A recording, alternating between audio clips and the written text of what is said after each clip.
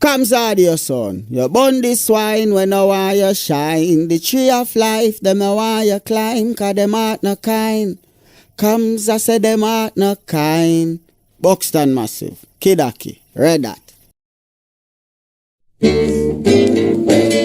joke, never joke, never joke. Oh, money never, money never, money never, money never, money never, money. I know what you conniving, money, money never, money never, money never, money never, money never, money. You can keep your conniving money. When you in a corrupt in a bill tell me money. Now because your money done, you come with conniving money. When you had your pocket full in a bill tell me money. Now because your money done, you hustle for tell me money. Yes, money never, money never, money, money never, money, money. Now know what you conniving money. Neighbor, neighbor, joker. Neighbor, neighbor, joker. Neighbor, neighbor, joker. That's all the money that me walk. A 2 pound note and a guilder piece. A 2 pound note and a guilder piece. A 2 pound note and a guilder piece. That's all the money that me walk. I said money, neighbor. Money, neighbor, money. Money, neighbor, money. Money, I don't want you conniving money. I invoke the WPA's position that we are engaging in civil disobedience and non-cooperation with the government, and on that grounds I refuse to participate in the interview. The question and struggle, is not personal. Whatever sacrifice as a political activist or a political leader you have to make for your people, you have to make it. Guyana and Guyanese, at home and abroad. Tune in to Guyanese Morning Time, hosted by Kadaki Amsterdam, where the sun always shines. Guyanese Morning Time, the people calling Guyanese Morning Time. Rhythm, rhythm, Guyanese Morning Time. Intelligence and knowledge run the front line. We go again, Guyanese Morning Time. The people calling Guyanese Morning Time. Rhythm, rhythm, Guyanese Morning Time. Intelligence and knowledge run the front line. We go again. We rise up early morning watching Kams TV, where wisdom and knowledge, yes, it is the key. Exposing corruptions over land and sea, where the wicked politicians they try to trick me. Guyana is a land for everybody. With 6 races should live in harmony. Is one set of people getting aisle money. Is one set of people doing the thievery. Beep, beep, Guyanese Morning Time. The people calling Guyanese Morning Time. Rhythm, rhythm, Guyanese Morning Time. Intelligence and knowledge run the front line. We go again, Guyanese Morning Time.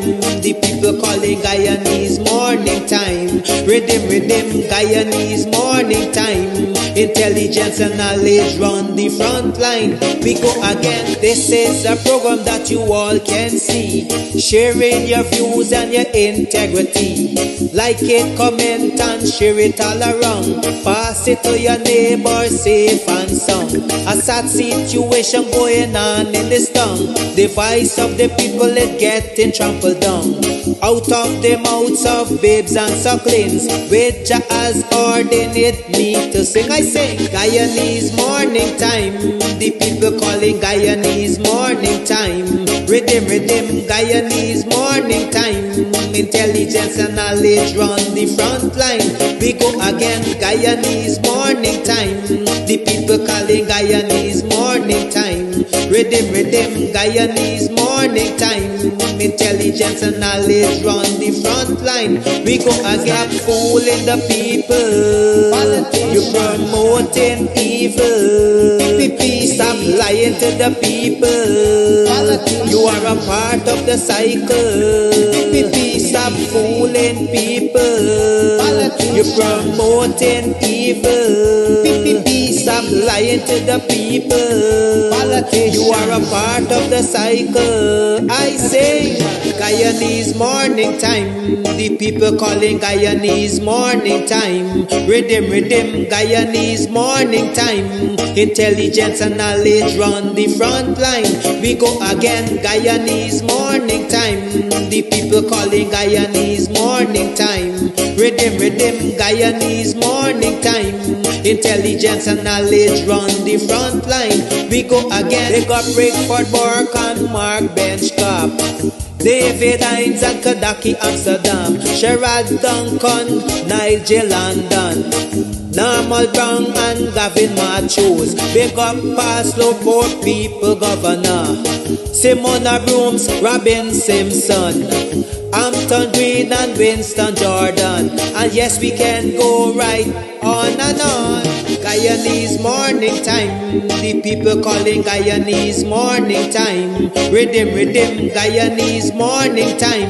Intelligence and knowledge run the front line. We go again, Guyanese morning time. The people calling Guyanese morning time. Rhythm, rhythm, Guyanese morning time. Intelligence and knowledge run the front line. We go again. The relatives and friends of young Quinn and Bacchus, they deserve justice. The family, the relatives and friends of our in Boston, they deserve justice. The family, the relatives and friends of Peter Headley, they deserve justice. And so when we say that Guyana is an apartheid state, we have the evidence to show.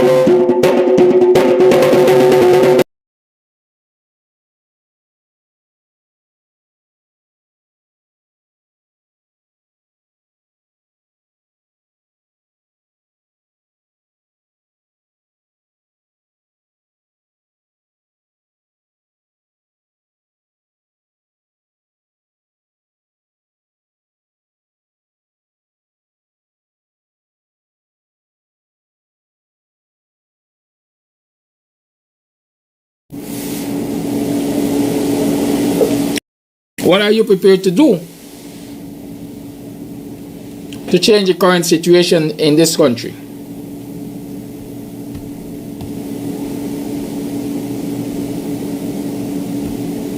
Do you still believe that you should be giving your 100% on the job that you're employed in? Do you? Because it would appear as though they can't bribe them and control them. Do you think you're fairly compensated for your effort? What are you prepared to do? It is now 7 hours 33 on the 4th day. Yes, it's the 4th of May in the year 2023. So it's 7:33 on May 4th, 2023. Welcome to the program. Hope you all had a restful night to start with. What was your yesterday like? Was your yesterday productive? Did you achieve set goals? Are you even more determined to work towards the accomplishment of those goals which you have set? Are you? What of significance happened yesterday in your life and in this country? 5 million. Low income home is 5 million. So this is the toilet and baths. What are you prepared to do to change the current situation in this country? Kitchen, single sink. Do you still believe that you should be giving your 100% on the job that you're employed in? Do you think you're fairly compensated for your efforts?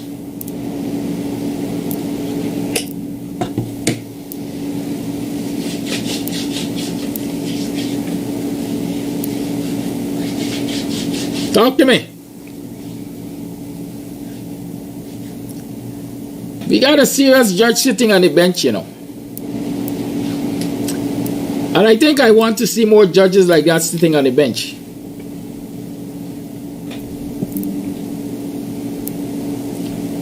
It is judges like these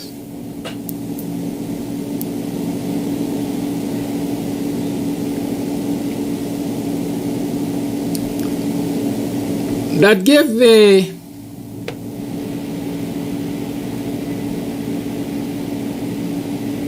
PPP shivers at night.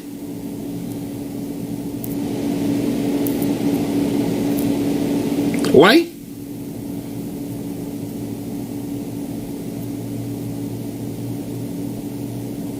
Because it would appear as though they can't bribe them and control them.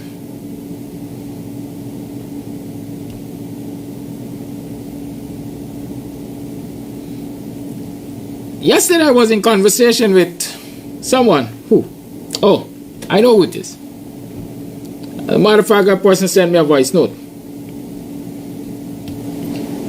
to say, Mr. Amsterdam, I was analyzing the issue of the PPP not conforming, especially the Chief Justice and Chancellor of the Judiciary. Because maybe they are of the opinion that if they conform the Chief Justice and Chancellor of the Judiciary, they will lose all control. Well, we know the PPP is about control, right? There's no question about that. The PPP is about control. And so when the message was sent to me, when I read it, I said, this person had a eureka moment. I thought this was known all along. Right? I thought this was known all along. Because the reality is,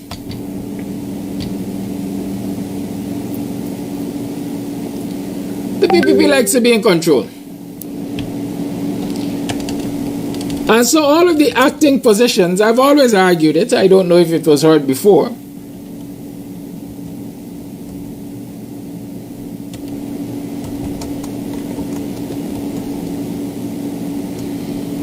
have always argued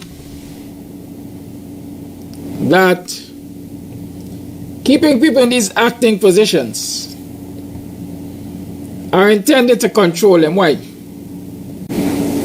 If you're acting, it's easier to remove you from office. But when you're confirmed in a position, you become a part of the fixed establishment. Right? Or in some quarters, they will say the fixed pensionable. And so you have to go through a whole long process, like going through the Public Service Commission and so on, and the Judicial Service Commission and so on and so forth, to remove officers who have been confirmed, who are substantive in their position. And the PPP don't like the stress. The PPP doesn't like to have to make their case. They don't like to make their case. They don't like to justify their actions. And so they would rather keep you acting or on contract that they control. Why do you think the public service got so many contract workers? The PPP wants to keep them under their thumb. Why do you think instead of giving the youngsters proper employment and contracts, they're giving them 10 days a month work? Because they want to keep them under their thumb. And so who pays the piper calls the tune? You're going to jump. When we say jump, you ain't going to even ask how high. Because we will make it known to you, like the man who I called on nomination day, that if you don't turn up, if you don't do as you're told, you will be dismissed. That is why the PPP keeps people in acting positions, whether in the judiciary or whether in the public service. I see David Amsterdam is asking whether or not the judges were acting during the Granger administration. Yes, they were acting. They were acting. Efforts were being made to efforts were being made to appoint substantive Chancellor and Chief Justice. Right? Efforts were being made to appoint. Granger did not, as far as I remember, think that the two women there should have been confirmed in those positions. He was looking outside. I think he was looking outside of Guyana for a Chief Justice and Chancellor, perhaps. I can't remember exactly, but I know he was doing some outside searches. What made it necessary for Granger to do that external search is for Granger to explain. I have my own feelings, right? I believe that looking at what has been happening in the judiciary over the years, Guyanese have come to the point where they have little or no faith in the judiciary. They do not believe that the judicial actors are impartial. They do not believe that they're independent. They do not believe that they are unbiased. And so maybe Granger was reacting to all of those sentiments and saying that if we are going to restore confidence in the judiciary, we have to have somebody who appeared to, or quote unquote, does not have a horse in the race. Right? You see, there's this old saying that justice must not only be done, but it must appear so, or something to that extent. Right? So we have had a whole lot of rulings where families, for example, feel that justice was done, but the society feels that it was an injustice because it didn't appear so. Just as they say justice delayed is justice denied, there's this other saying that is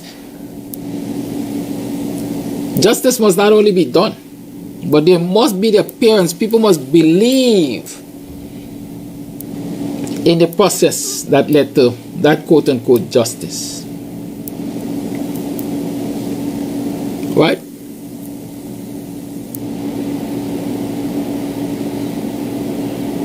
Many of you will talk about even the PPP, quite frankly, accuse the judiciary of being partial in its rulings. The opposition has accused the judiciary of being partial in its rulings. Many of you who are viewers to this program have accused the judiciary of being partial in its rulings. Some people don't like to hear the name Roxanne George at all, especially opposition supporters, because they believe that Roxanne George has done this country an injustice. Right? In the same breath, I don't think the PPP wants to hear the name Cummings Edwards, I think is her name, or the other justice that is at the Court of Appeal. There are two black sisters over there. Because almost in every step of the way, especially in the 2020 election standoff, those sisters have ruled against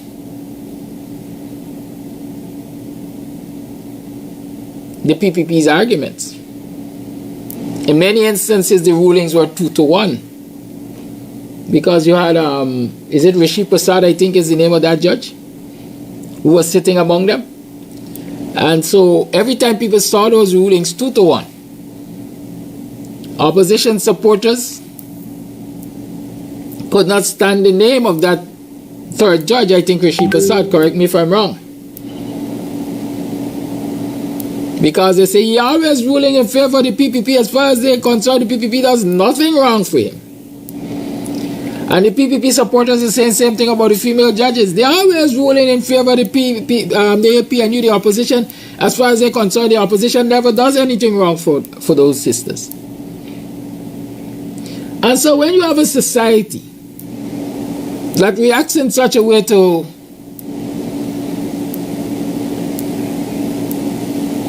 the rulings of its courts, then how do you restore trust, faith in that judiciary? How do you restore faith in that judiciary? Somebody's calling me at this hour. It's not a calling time. Y'all call around when I open up the lines. We're gaffing, we're talking, we're sharing knowledge, communicating. How do you? Bold steps must be taken. In some jurisdiction, they went overseas and they looked for judges and they brought them. Even in the matter of policing and law enforcement, in some jurisdiction in the Caribbean, they went and got overseas help.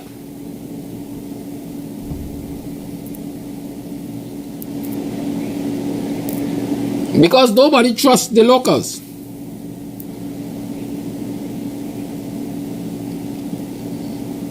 And if nobody trusts the local, what you're going to end up with is anarchy. Because when people come to the point of realizing or believing, because belief doesn't have to be correct, believing that they can't get justice from the courts, they're going to take matters into their own hands.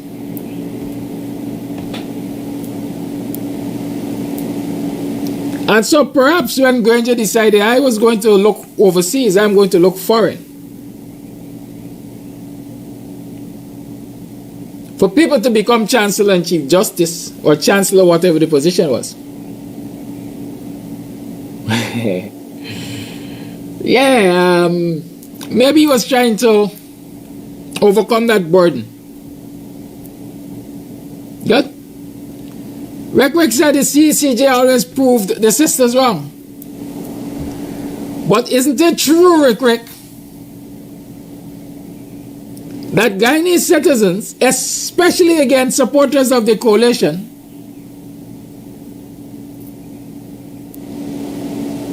believe that the CCJ has been wrong in its rulings, and so we don't trust the CCJ? Betsy Freeze is saying she's not hearing me, but Betsy Freeze, everybody else is. Please check your instrument, Betsy. Like you got Betsy for 4 now. Please check your instruments, sis. Or bro, or whatever. I don't know, because like I said, social media, anybody could be anybody. Anybody masquerades as anybody. Or anything. Right? Good. Yeah, so if you're not hearing me, it's the only complaint I've gotten so far. Please check your device. Good? Let me not say what else I wanted to say about that. So real quick, just as Guyanese don't trust their jurists, many of us don't trust the CCJs either. Because we believe they're compromised. The president of the CCJ, is he the president? Came to this country and wined and dined with the Ali government, even while he has cases before him concerning Guyanese matters, political matters. That's not a recipe for trusting. I saw somebody put in the post there, Belize, for example, had a Guyanese or has a Guyanese Chief Justice because maybe they couldn't find or trust anybody within the confines of their borders.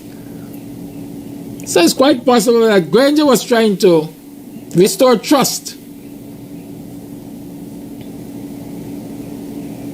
in the judiciary, because when there is no trust in the judiciary, what you will get is chaos, anarchy, wild, wild west. Who created that situation? I will argue, and I beg the likes of Rick to contradict me. I mean, they can, but successfully, I doubt it. Distrust in the judiciary was created by the PPP.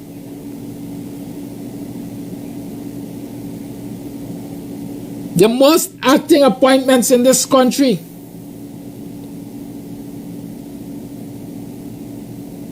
happened and continues to happen under the PPP.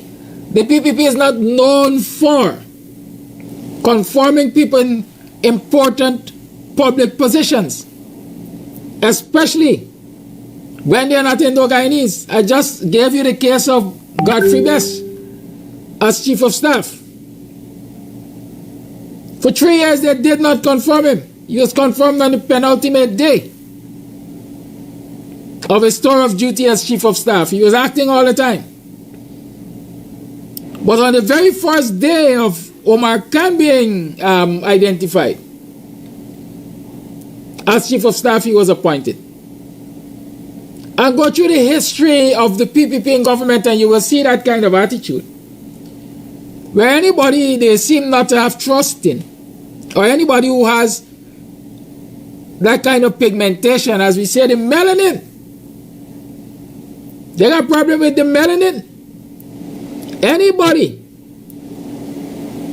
who's of Afro-Guyanese descent and not in bed with the PPP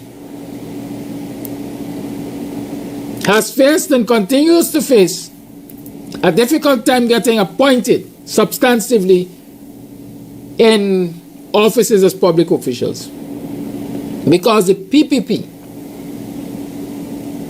recognizes that once they appoint them, the law is on their side to be independent thinkers and actors, because they're constitutional officers, and as constitutional officers you act according to the diktats of the Constitution. You don't have to accept political instructions. And so if you don't have to accept political instructions and you're a true professional that will only make decisions based on the facts and not ethnicity and political allegiance and so on, PPP can't stand that. They cannot afford it in their minds. And so they have not been appointing people substantively. So in this country we got acting police commissioner, acting judicial officers, acting public servants. This is Hollywood.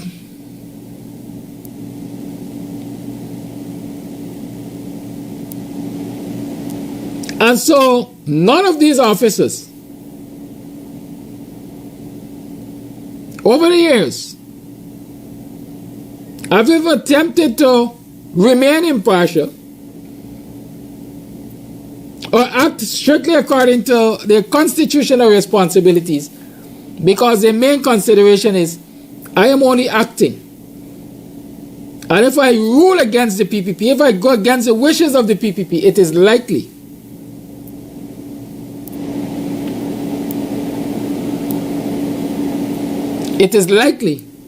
that I'm going to be removed and set out to graze.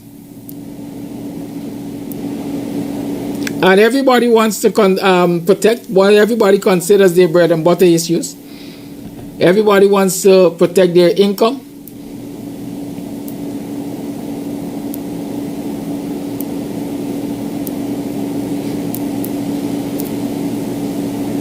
Right? Then Faber says, of course we are entitled to our opinions, but when we have 5 judges giving their learned judgment, it has to be accepted. The common man have a less than a tenth of the knowledge of those sitting in those seats. Don't insult the common man. Yes, by virtue of the laws and the mores of society, norms and mores of society, yes, we have to accept the rulings. But that doesn't make the rulings correct and fair and just. The common man has 1/10 or less than 1/10 of the knowledge of the judges. But a common man might have 200% more integrity than the judges. Hey, let me tell you something. I can talk about this particular incident because the man is dead.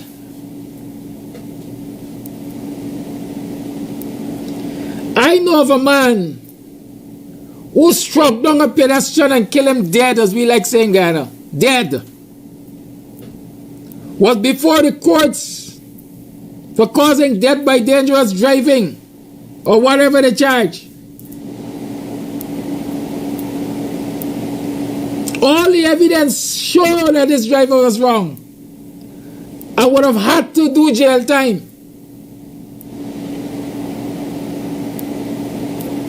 And I know he did not spend a single day in jail.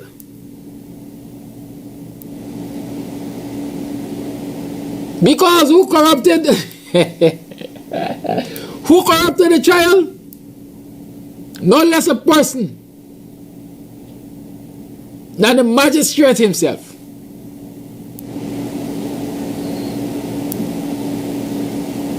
I know when all right. I know when the brown paper bag was passed in the vicinity of Demico. I wasn't a part of the transaction, but I was aware.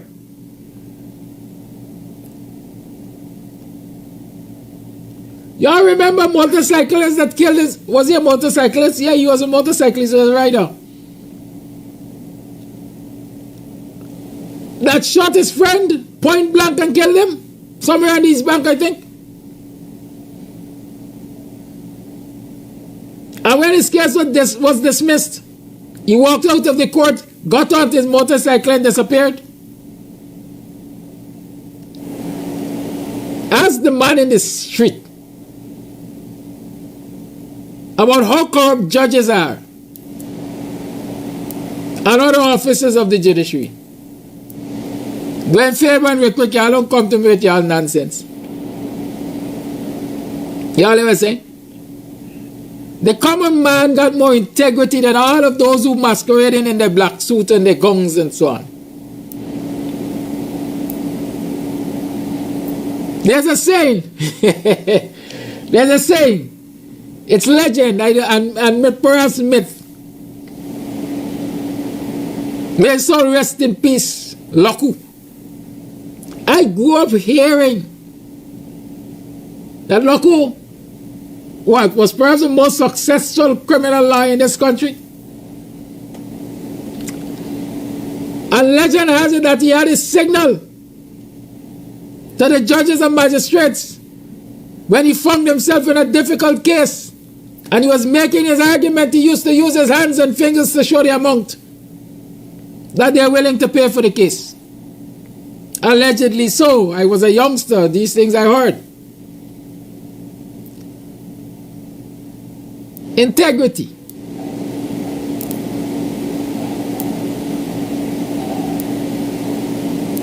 So, real quick, many of us have good reasons for not trusting some judicial officers.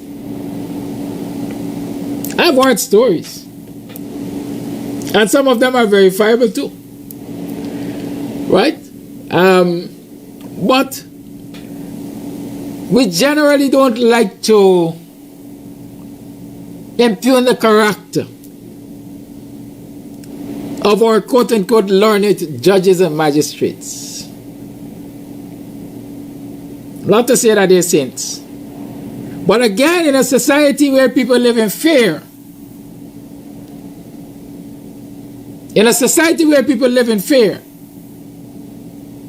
a lot is not said. A lot is known, but a lot is not said.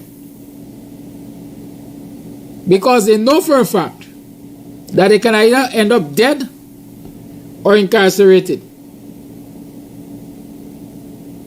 Alan Clark is talking about Clarence Thomas, Supreme Court judge. Right?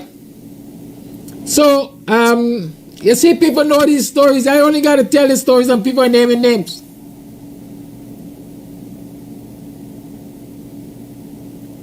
Right? Real quick, I don't know why the appeal court is flying the PNC flag. Is the appeal court flying the PNC flag? Or did it happen in the past? Is it happening now? Well, if the appeal court is flying the PNC flag, and you know that is the PNC flag, then you have a reason to act. Protest the judicial, approach the Judicial Service Commission, etc., etc.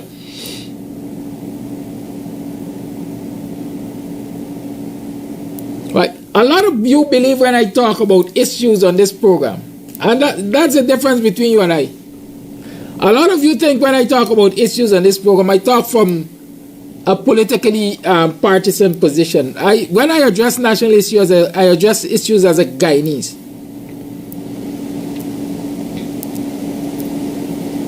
I always say it on this program. So long as I find the government to be fair and efficient and good for this country, I don't care who governs. But if you have a racist government like the PPP, I will call them out every single day. I will call them out every single day. So when you ask me about the appeal court flying the PNC flag, if that is the case, it's wrong. Because then it brings its impartiality into question.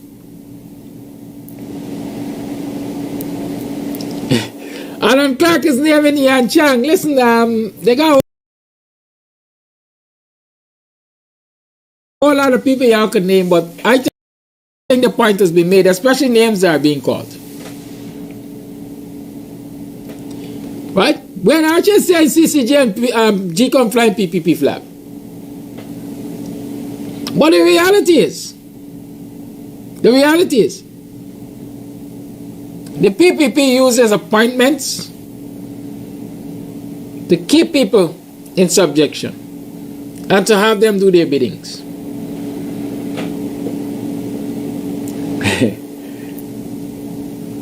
Mayor Thomas, Mayor Tassan Thomas,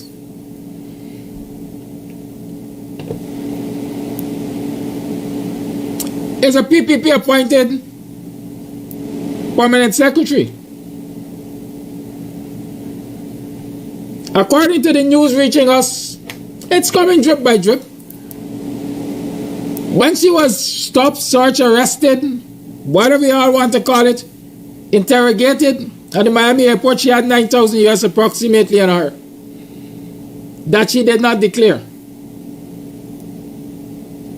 They say she has been on a watch list as a money launderer and other things. She has not been dismissed. She has not been interdicted. She has not been sent on leave. She is not on suspension.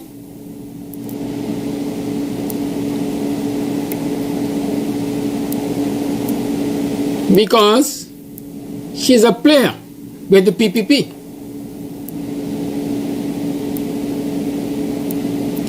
Currently, there are at least 2 policemen from the Amstel police station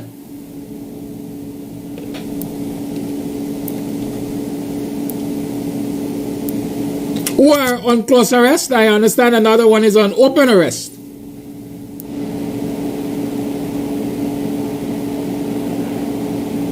What are the allegations against them? They conspired. Those are the allegations, don't I see? They conspired with a policeman, a corporal, to, I would say, pervert the course of justice. I'll tell you the story so you're going to understand.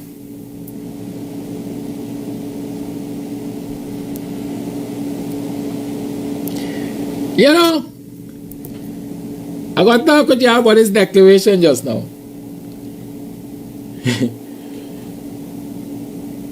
Yeah, I think people stupid. We're going to talk about the declaration just now. Yes, they accuse them of perverting the course of justice. My assessment. Because what happened? There was an incident involving an unlicensed driver arrested by this corporal, taken to the police station, placed on bail. The corporal placed the motorist, the driver, whatever you want to define him as, on $30,000 bail. Bail receipt was written and handed to the driver and so on. Driver went about his business. The general ledger or the payments book of the police station, there was no record inside to say that this person was sent on $30,000 bail. An investigation revealed that a receipt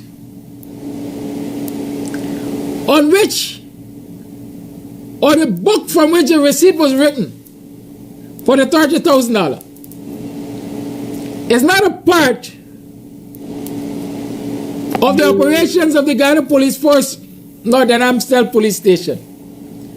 This corporal has his own book, his personal receipt book. In other words, a fraudulent Guyana Police Force receipt book from which he wrote this receipt.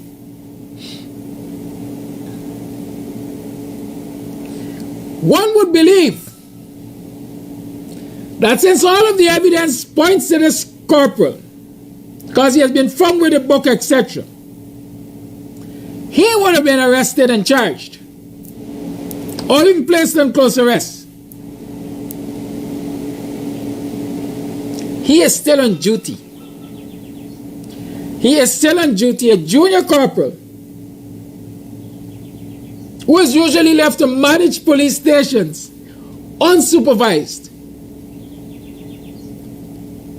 Whereas there are seniors in rank and years that are not given the opportunity to manage police stations unsupervised. In some instances, not even given the opportunity. This policeman is not under arrest, he is not under close arrest. He is still on active duty. And other ranks, 2 other ranks at least, one senior, I think an inspector, are on close arrest and home arrest. Because what? They have been accused of collusion, despite the fact, well, I have to say they claim they knew nothing of that transaction. Why am I telling you this? for you to recognize that the perpetrator of the act is still on duty, but his alleged co-conspirators have been arrested. OPR, Office of Professional Responsibility, police audit has become involved. And so the man who is supposed to be doing the audit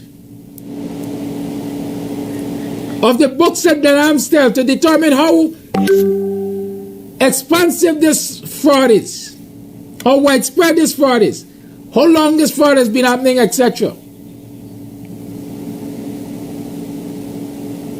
It is now alleged, has made an offer to this policeman, the perpetrator. X amount is the figure that will cover me, those at OPR, and Force Administration. So instead of resolving this matter by bringing people to justice, affording justice is being done because people are asked to bribe the auditor so that he can bribe others and let this matter go. Because why? If this matter forms a quote-unquote strike against the name of this corporal, he's not likely to be promoted or promoted anytime soon.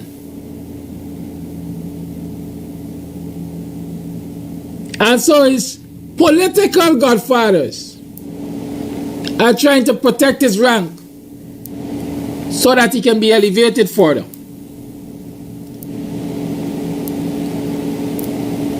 How fair is that? Let me put it in the bracket of fairness. How fair is that?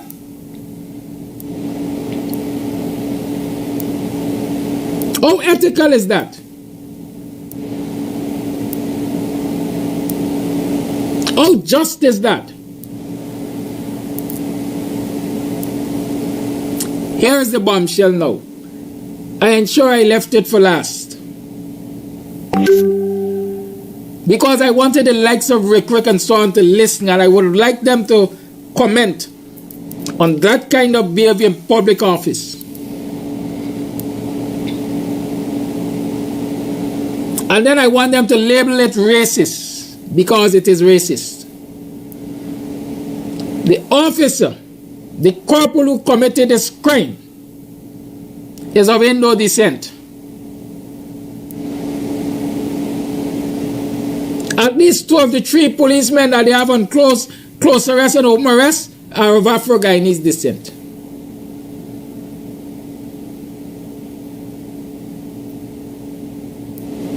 Y'all want to see the exhibits? I got them,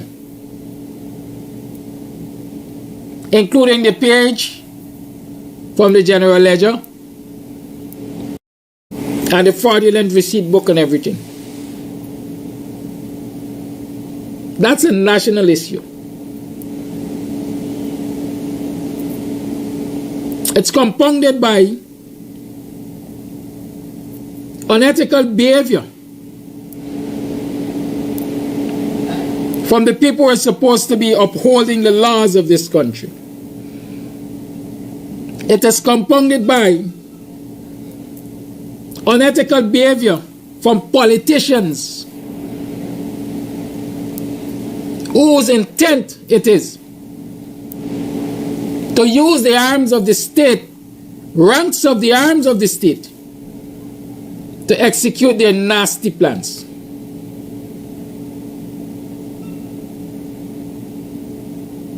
That is what the PPP is about. That is why they keep you acting. That is why they keep you under the thumb.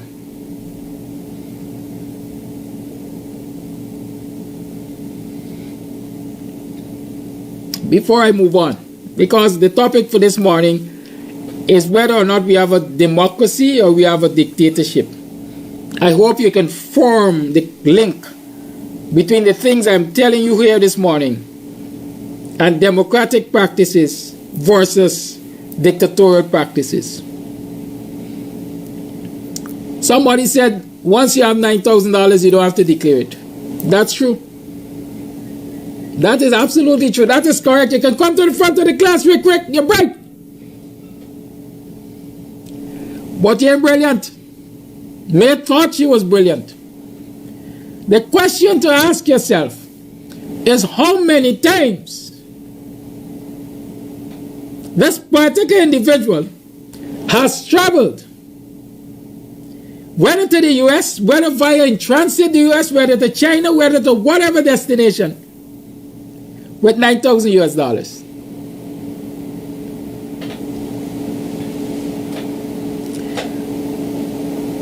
With $9,000 US.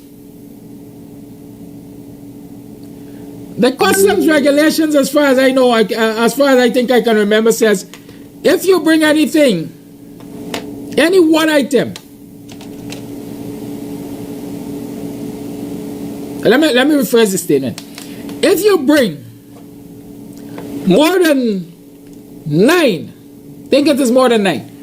If you bring more than 9 of any one item, one single item, let's say you're bringing in big pens or mobile phones. If you're bringing mobile phones and you bring 9 and more, you have to pay commercial rate. It is considered commercial quantities. What do businessmen do?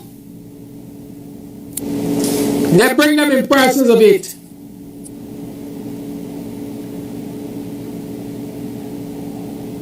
Because that one makes the difference in the rate. The US regulations say if you enter the country, and I think leave the country, with more than 10,000 and more US dollars, you have to declare it. What does a money launderer do? A money launderer will keep it just below the amount for declaration.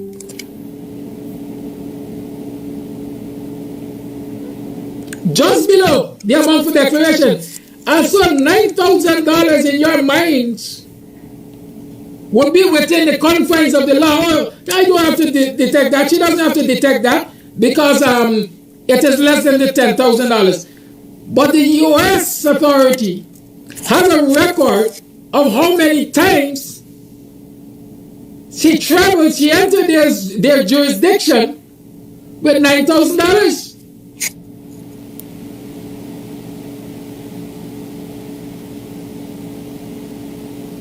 And so they are recognizing a pattern. Every time this woman travels, whether in transit or not, she comes through the airport with about $9,000. Number one, let me reason. Number one, as a public servant,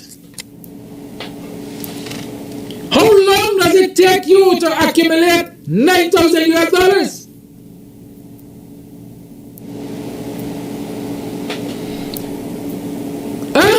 How long does it take you to accumulate $9,000 US?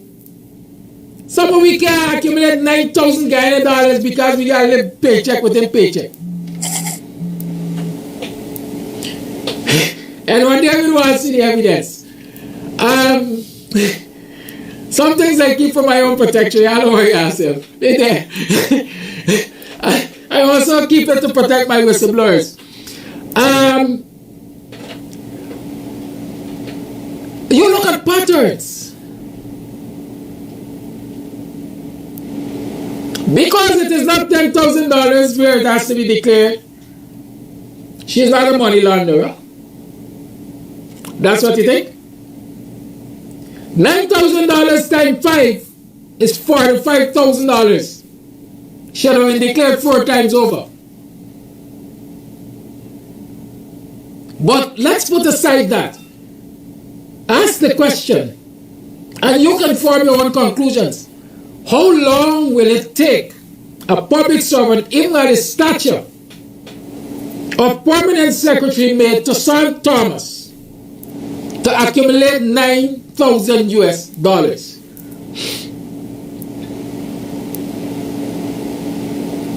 I don't know how often she has traveled with that amount. But the US is reporting, we are learning, that in the last trip where she was accosted by the authorities, she had at least $9,000 on her. So answer the question. How much is $9,000?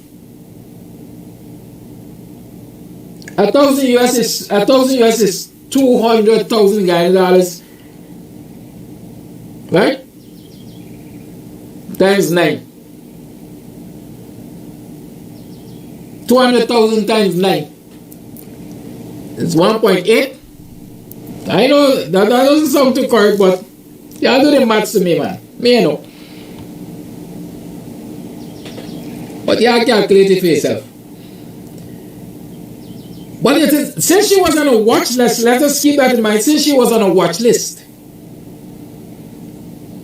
I want to argue, and I will bet that the US must have detected a pattern.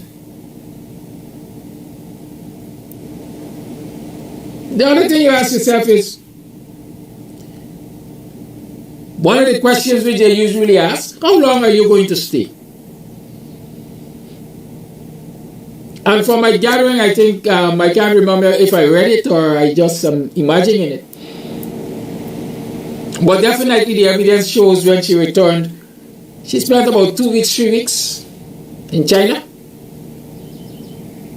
Is that just spending money?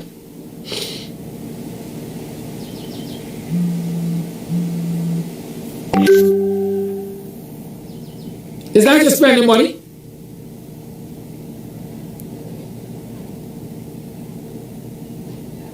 Is it just spending money?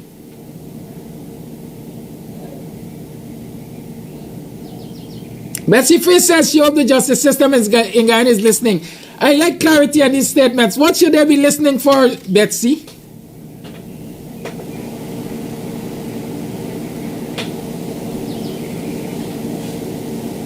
Right? Betsy, talk to me. Right, so these are the, it's a serious threat to national security that this country. Guyana is a failed state. We are calling for change. We deserve change. We have change, and so on and so forth. Yeah, 1.8 million Guyana dollars. And Mary Marks tells us.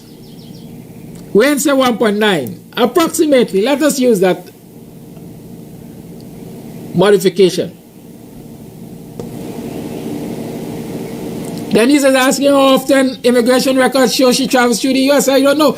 Again, that's another thing they look at. How often do you travel? If you're a public servant, how you can afford to travel every 3 months? And go to high-end destinations, let me see.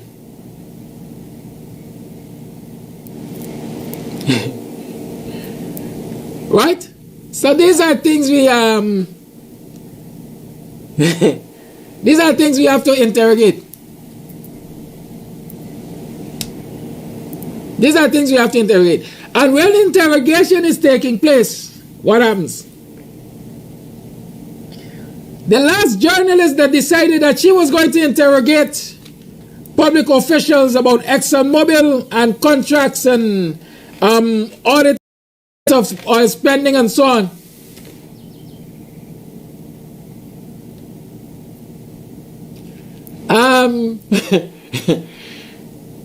You know what happened? The PPP operatives smeared our name. Davina Bagot, I think is her name. They smeared her name. They plaster her on social media with what we will consider some nasty allegations. All she quote unquote bedroom business they take and they dash out. They sublime. Deal with that. If you have to deal with that, character assassination, ad hominem attacks, you ain't got time to interrogate us. So you deal with that.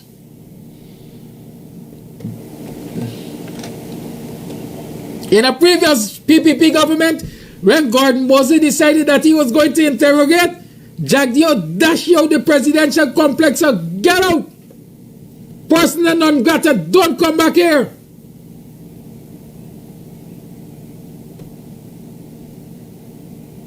Y'all remember those things?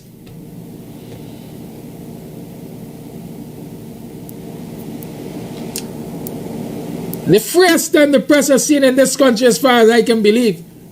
In fact, before I even say that, let me say, when Starbuck News was critical of the previous PPP government, then they got lashing them and cut all the advertisement money. State advertisement moved from 100 million at Starbuck News, estimated, to less than 10 million.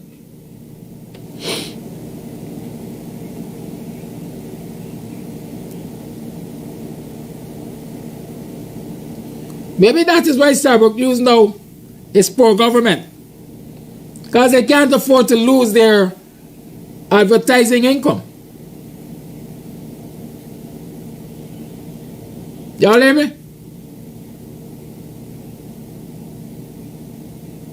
Maybe that is why. Because what the PPP is doing now, it is buying out the media. It is controlling them by advertising dollars. And when it can't control them by advertising dollars, it starts a smear campaign on the journalists who dare to interrogate them. Y'all recognizing what's happening? What is man talking about all these things? You only happen for me, happen today, happen today. But his topic this morning is supposed to be democracy or dictatorship. All that I pointed out to you thus far are key indicators of when you're living in a dictatorial society. There's no freedom of the press. The judiciary becomes corrupted or mismanaged or manipulated. The law enforcement arms of the state become corrupted, manipulated, mismanaged.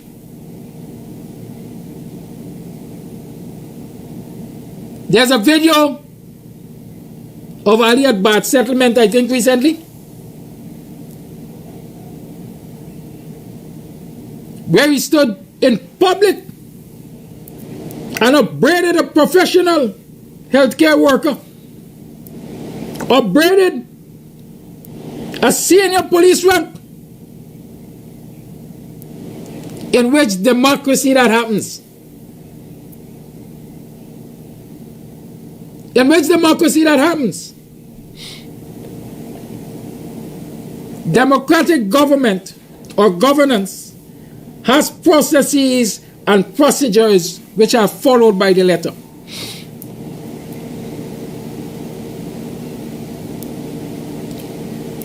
The Ali government took Chandas and sent him to India as an ambassador. He misbehaved there and they said that he was removed. But evidence of this suggests that he is still the ambassador or high commissioner, whatever they call it. In the US,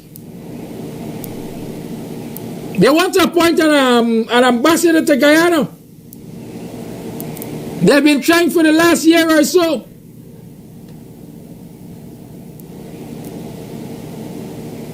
And the committee, whatever the committee's name, was dilly-dallying and they couldn't get to appoint this ambassador. Because why? The US government, the president, can't take it upon himself and say, well, I'm sending this person as ambassador. They have to go through a process. And that process has to result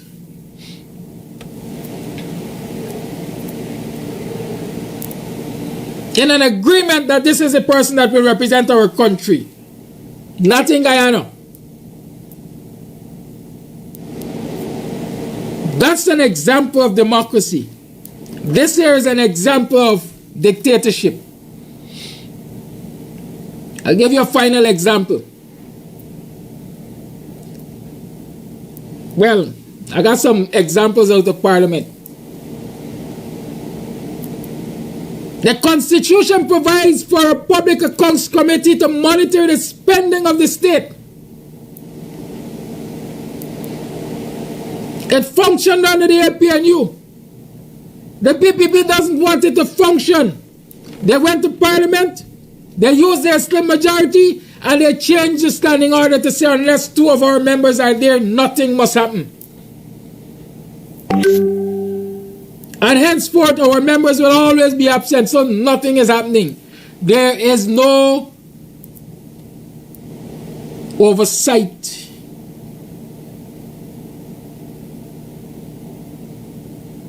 Of how the PPP is spending our resources. Because they don't want oversight. They have used quote-unquote democracy majority rule to remove a democratic provision so that they can behave in a dictatorial way. Spend as you like. Nobody dare ask you any question.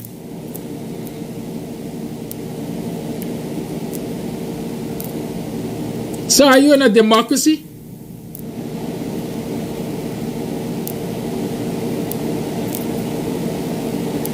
Or are you in a dictatorship? Final example. The spy bill. That's what I call it. I don't even want to know the correct name, quite frankly. The spy bill. I call it what the man in the street calls it. Legislation to create a spy agency is now in the National Assembly.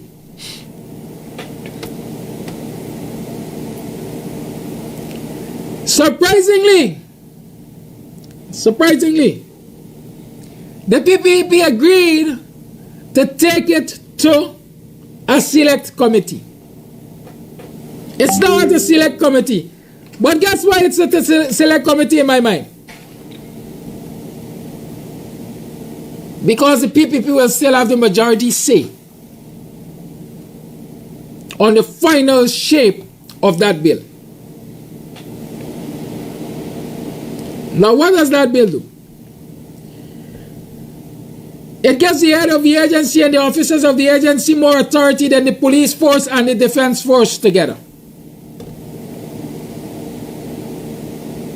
The officers of that agency have equal and greater power than the ranks of the Guyana police force and the ranks of the Guyana defense force.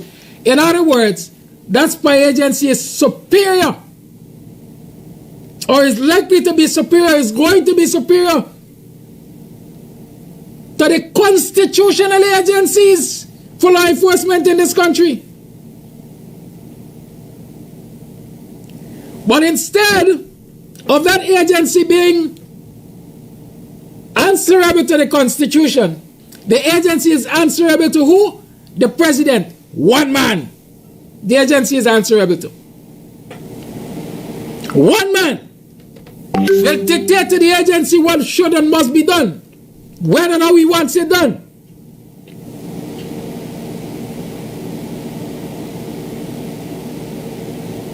I'm sure you've already enough discussion about this agency. I hope you have. So I don't want to go through it clause by clause by clause by clause to explain to you. But in short, the spy agency is going to be controlled by Irfan Ali.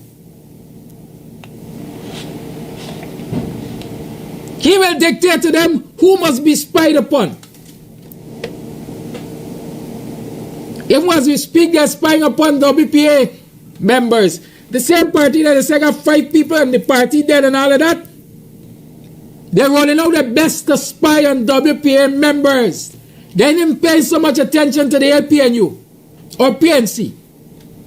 And this is an idle gaffe.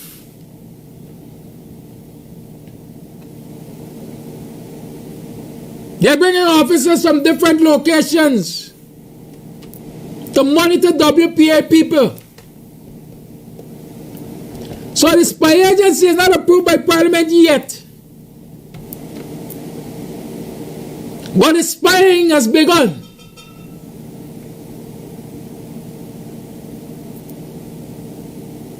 Are we living in a democracy or a dictatorship? Let me tell you something. They say Russia perhaps got one of the best spy agency. The US and them, all of them in it. But can you remember there was a case, I think, in England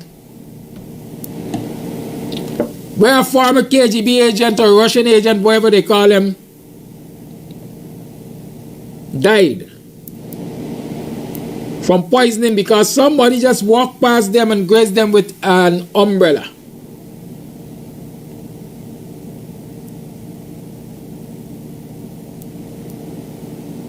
Grazed them with an umbrella.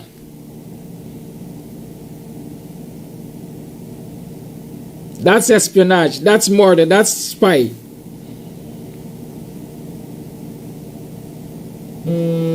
With the PPP so aggressive against its opponents, political opponents, what do we expect this agency that is controlled by one man will be used for? Remember the likes of Kwame Wing?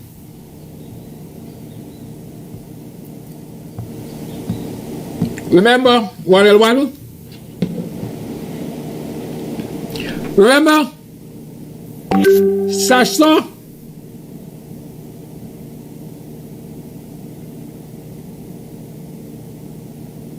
Huh?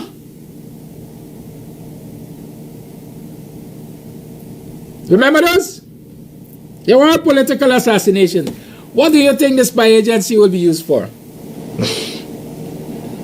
It is whispered that Godfrey Best is going to be the next slave catcher. Y'all investigate that one. The lines are open. 6225933 is the number to call. You tune to the Guyanese Morning Time. I am your host, the BUXTONIAN, Kidaki, Amsterdam. All of the things I've discussed with you this morning, I've highlighted to you this morning, are classic indicators of dictatorship. So people talk about creeping dictatorship and going dictatorship and behaving like dictatorship. Look around you and you will see enough evidence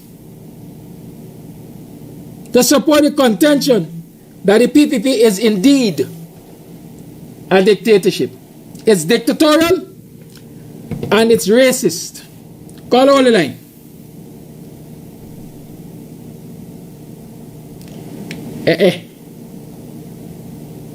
The fancy external mic dead.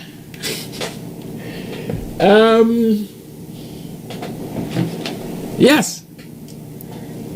Those are the facts. All I can say, what are your options? You gotta live with them. You have to live with them. Alright, people are going to start to complain how the volume is low because I didn't realize my external mic is dead. Caller, you there? Caller, live. Good morning. Good morning, Kadaki. Caller, we can't hear you, man. You low. The mic low and you low. So what we gonna do? Hello. Yes, caller, live. Good morning, Kadaki. Hello. Caller, you have to speak to me. You and I are having a conversation. Good morning. Yeah, good morning, Kadaki. Caller, when you call, you speak to me. You don't listen for the program. You speak to me. No, I'm hearing you. I'm not listening to anything else. Good morning, Kadaki. Good morning, caller. Glad that.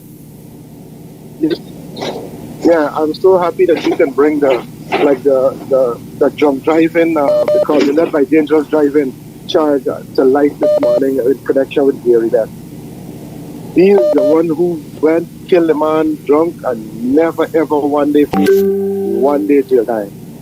Another issue raised this morning is Crown Ewing. Oh my God, the only beneficiary from Crown Ewing murder is the PNC because they are the one who went in power after he got murdered and never one day started an investigation to get the perpetrators. So in my opinion, they're the beneficiary of that murder.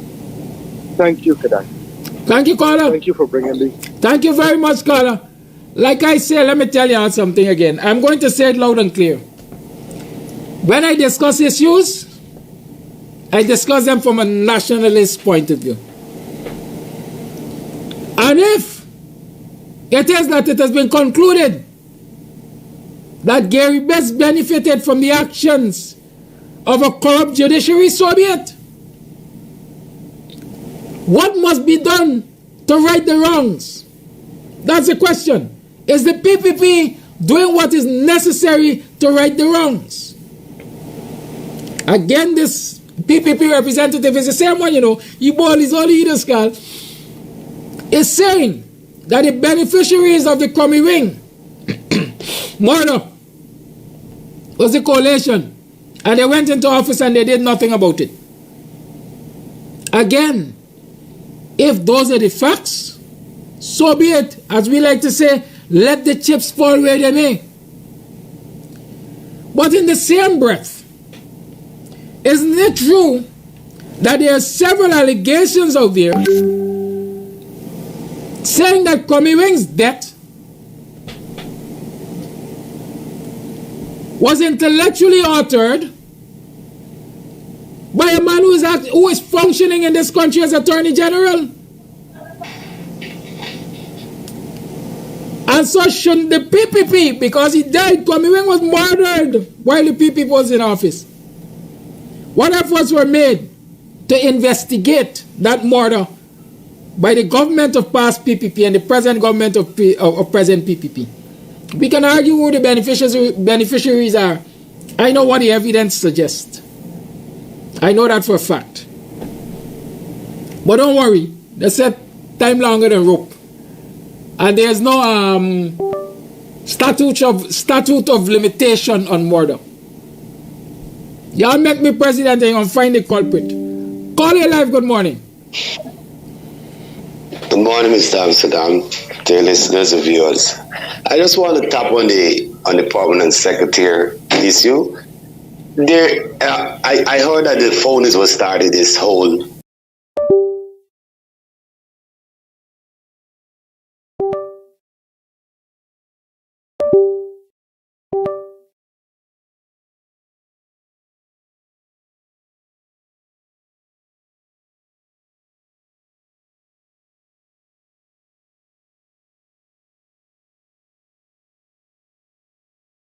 investigation.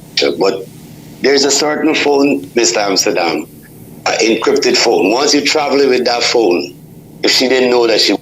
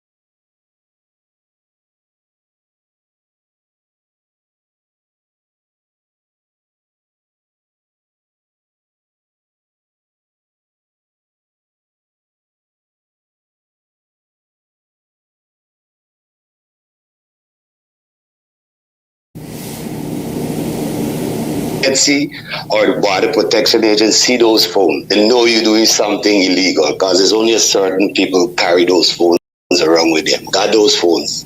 A group of people, like if you're doing underworld, you carry those phones, okay?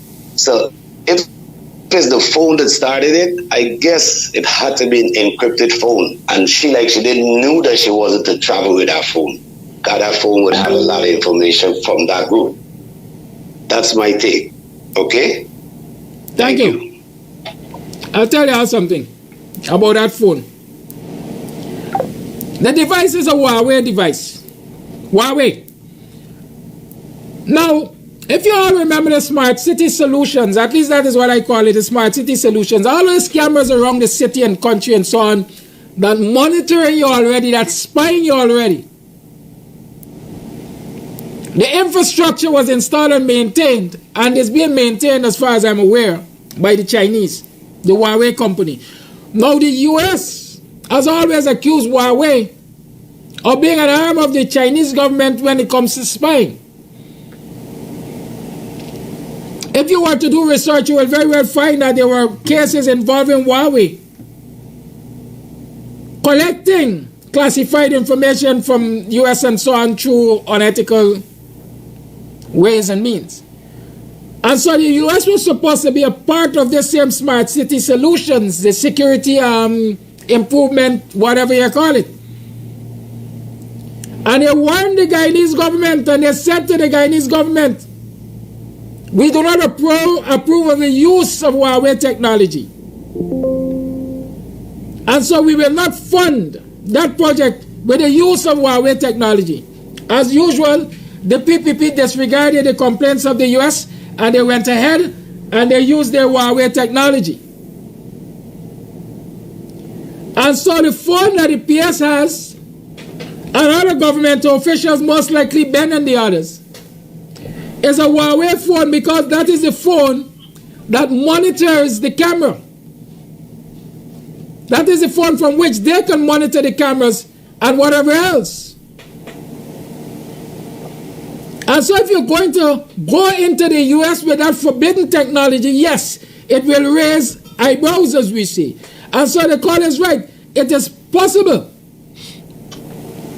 that it is the Huawei phone that started the whole issue, that caused the US border patrol, whatever officers to stop me and ask her questions. And you know, when you behave in a certain way, sometimes it's an innocent stop and search, or an innocent stop. But when you start acting up, then they decide something suspicious is here. We got to dig further. And I think that is what has happened. Good. The US got a list long from Guyana to Canada and back to China, where the things May allegedly is involved in. A lot of people, like we said in Guyana, a lot of people biting this morning, because they know that their slips are showing to the US. Caller, thank you for holding. Good morning. Good morning, good afternoon. Good morning to the listener.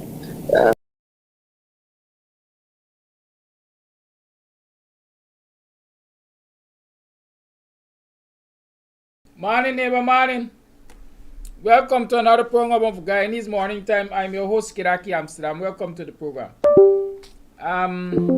It is 7 hours 28 on the 5th of May. That means it's 7 hours 28 on arrival D. Or Indian arrival day, more specifically. The verdict is still out on my part, whether it's Indian arrival day or whether it's arrival day. There are all kinds of explanations and claims and so on. And so sometimes you really don't know how to describe these things. But it's the 5th of May. Welcome to the program. I'm your host, Kiraki Amsterdam. We're going to have some gaffes. We're going to talk about lots of things as usual. How was your yesterday, though? Did you have a good yesterday? Did you feel justified in all that you did yesterday? Rested well? Made some money? Took care of family and so on and so forth? As I said, did you take care of business? I hope you did. I myself, I think I had a satisfying day. How did you rest last night? I always inquire about your rest, because it's important that you rest well so that you are rejuvenated to face the new day. Good? Before we get into the program proper, let me tell you that there's a big blowout sale at Young's Fashion. Remember? Young's Fashion at 153 Russell Square, Starbuck. There's a blowout sale there. You can call Yonet on 644-2424 or 669-1518. Right? Russell Square is opposite the old GNCB Bank. There's a passageway there that many people would have known as perhaps the Mocha Bus Park. Because I remember as a youth man going to Mocha, I used to go in that area to get a bus. Right, so it's right there opposite the old GNCB Bank. Yuns Pro Fashion. They have a blouse sale, and that, you know, is taking place. They have black soap, softy body scrub t-shirts. They are also printing t-shirts. You have long and short tights, portion, clothes dye, brown cotton, shea butter, cocoa butter, and of course they have coming soon. They'll be steam pressing your suits. They also have African prints and these patterns for beginners sewing. Right, so you can check them out. Of course, I can't give you all of the information, so you can call 644-2424 or 669-1518 for Janet, and she will tell you more about that sale at Yuns Pro Fashion. Okay, the Lees also, that would be those of you who know Hector Lee and June Lee. Hector Lee, may his soul rest in peace, the late Hector MacDonald Lee Esquire. Yes, the Lee's clan, they're having a family reunion. They're having a family reunion in the month of July, August, and they have a takeaway lunch, and so they're asking for your support of that event. That takeaway lunch is soon. I'm trying to get it loaded so I can tell you the date. Right, of course, we have our own dinner and dance here on the 15th of July, yes, with Strongman one-man band and musical stereo set. Of course, it's a dinner and dance. The cost is $10,000. It's inclusive of your beverage and so on. And there is also going to be a cash bar, and those people who like their table specials, yes, there is going to be table specials. You have Hennessy, Malibu, tequila, right? All of those are table specials, and so you can definitely order your table special. Hit me up 6225933, and so I can provide more information for you on that. Good. So those are just some reminders I have for you. The Ali's and Lee's, the family reunion, they have a finger licking and mouth watering takeaway lunch, and that's on Friday the 26th of May. So it's Independence Day actually. Friday the 26th of May, there's the Ali and Lee family reunion takeaway lunch, and that is going to take place at All J's Catering or Wafflemania down Midwalk Road. That's the Church of God Road over the line. Good. It's a 3-course meal, and it will be served at 11 o'clock sharp. So do go and enjoy. You have chicken, you have fish, you have pork. Good? Right, so do support that event there for the Ali's and Lee's. Good. So right on to business now. Let's talk business now. Well, that was business. Let's talk politics now. All right, good. Lorraine said it's Big Mouth Drinks. Whatever that is. Good.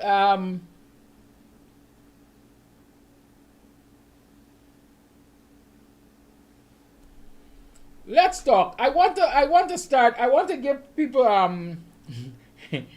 y'all know me. Alan Clark say he's a liar. I don't know who's a liar. There's something. Oh, I said we were going to talk about that email, that voice note that the sister sent in yesterday about the trailer moving houses and so on and so forth. Yes, so that is definitely going to be on the charts. I just went and I got a set of photographs, and you won't believe I just deleted it from my phone by mistake. But I have enough stuff to show you on that particular story there. Let's talk about somebody this morning. You know what it says? One of them trenchy. I think it's Randy Singh or Orin Singh. They just come with a kind of Singh name to this program. But I want to address that person early in this program. They had a slew of questions. There were a number of questions to be asked by that individual. And some people seem to believe that I would run from these things. But I can't see the questions anymore. Anybody saw those questions about the CCJ and about the court and Gary Best's case and what else? CCJ and election ruling and some. There were a number of questions. I would like to see those questions again. If anybody can copy those questions and put them in the chat for me so I can see, because I want to address them. I really would like to address them. I really would like to address them. I don't run from these things. If they are claiming, for example, that Gary Best benefited in some way, shape, or form from the judiciary when his case was dismissed, why was his case dismissed? According to the newspaper articles, why was his case dismissed? I would assume here that the local media got some amount of credibility, right? Right? Is that what we want to do?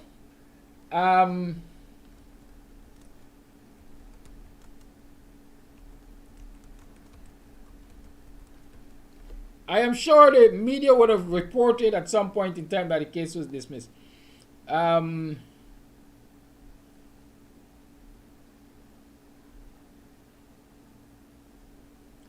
see, there's a thing that happens in this country, right?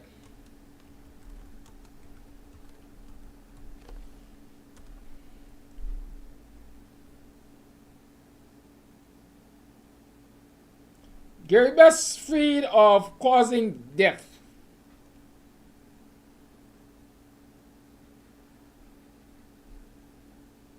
I saw it just now.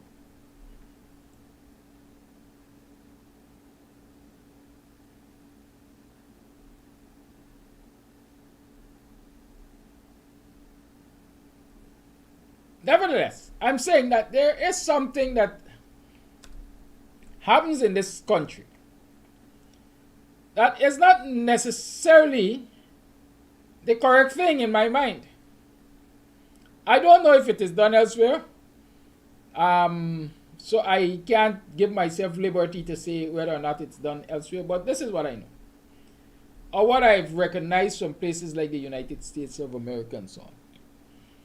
If there's an accident, motor vehicle accident, and somebody dies, and that matter goes before the court, it goes before the court as a matter of, I am saying public interest, it's a criminal matter, whatever. The state prosecutes. Note what I'm saying. The state prosecutes. After the state is finished prosecuting, or sometimes these things happen simultaneously. While the state is prosecuting, the family is also prosecuting through civil suits. Lawsuits, as we like to call them. Good? And so, what happens? Some people wait until the state is finished with their prosecution. And if the state finds the accused guilty, if the state finds the accused guilty of the crime, according to law, then the family proceeds and files a civil suit, a lawsuit. And they sue that person for compensation. As in the case of Jude Bentley, it might have been what? Unlawful death, stress, and injurious, and all kinds of things they would have claimed damages for. Right? They would have claimed all kinds of damages, and the courts would have pronounced on that. And in many instances, or many, let me stay with many, in many instances, once the criminal court finds the accused guilty, it follows that the civil court usually rules in the favor of the complainants, if I can call them that. And they get big compensation. That is what happens in the developed world. That is what I know happens in the developed world, where strict separation of powers is respected. But when we come to these third world backwater country, shithole country according to Trump, another thing obtains. Right? And before I even talk about that, let me give you a further example so you can understand. If you were to have an accident with somebody on the road with your vehicles, good? The police will charge according to the Road Traffic Act. And that matter could be prosecuted in court. And again, once the person is found guilty, the affected party has options. One of the options is to make an insurance claim. But in some instances, the insurance amount or the insured amount cannot cover the damage. And so the advice then is that you have to sue the other driver. You file a civil action. And when that matter is completed, if the court finds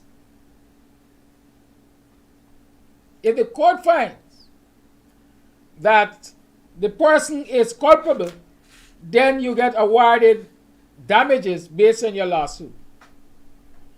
Good? Yes, it also slipped me, Michael George, to use the O.J. Simpson trial, the O.J. Simpson case, as an example of the court trying you criminally and then the family suing you civilly. Why am I explaining this? I'm explaining it to say to you that in countries like Guyana, quite the opposite obtains. Either people do not know their rights, or people do not have the trust in the judiciary. I was talking about lack of trust in the judiciary yesterday and what it leads to. Anarchy. When there's no rule of law in a country, you end up with anarchy.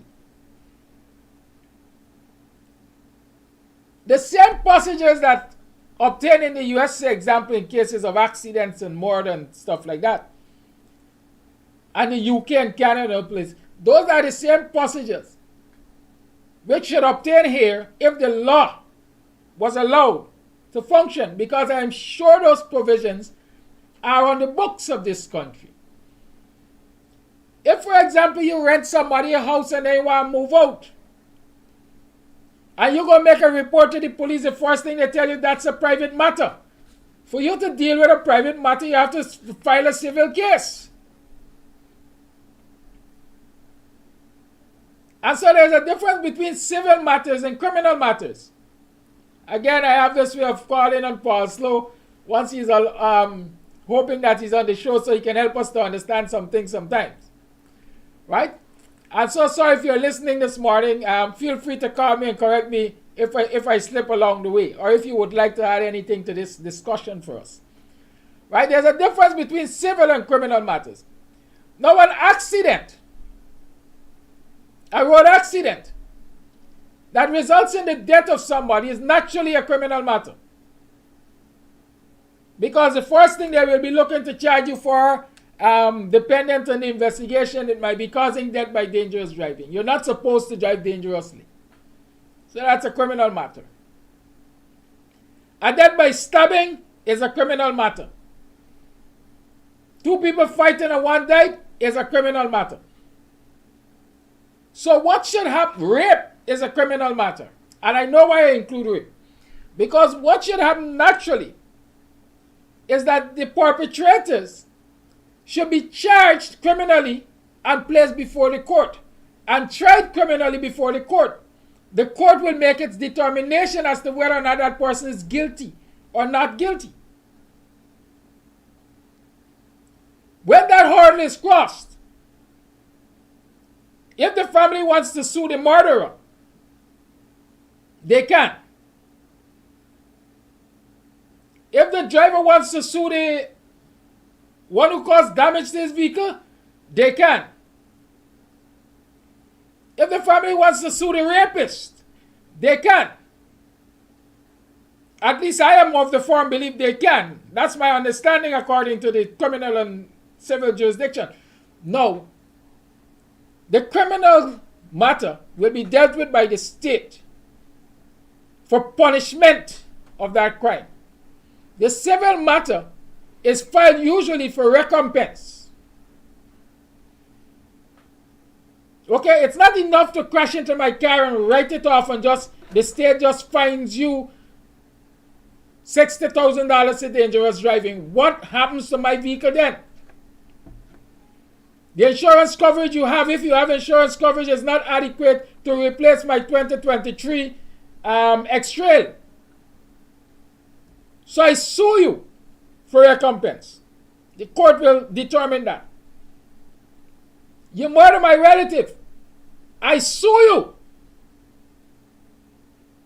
for stress and strain, for lost income, for all kinds of things. Whatever law allows, the lawyers will guide you. I sue you. Rape, similarly. Right? But in Guyana, what obtains is this. The police turns up on the scene, the police examines, investigates, and in some instances advises, hey, y'all best settle this matter by, because if you go to court, XYZ going to likely be the outcome. Settle this matter. And so a traffic incident, which turns out to be a criminal incident, gets settled, and the victim or victims accept their financial compensation and refuse to proceed with the case. They basically withdraw from the case and say, I have no interest in this case anymore, I will not give any evidence. The state accepts that and the matter is closed. That is what I see happening in this country. People are settling criminal matters. And the powers that be have been accepting such settlement. So a man might stab another one, is a criminal matter. But then they agree, I can get $60,000 for the injury. The victim collects his money and doesn't turn up to court to testify against the accused. Eventually the matter gets thrown out. In a country where the law is respected, what would happen is that a victim will be dragged before the court, perhaps with a charge.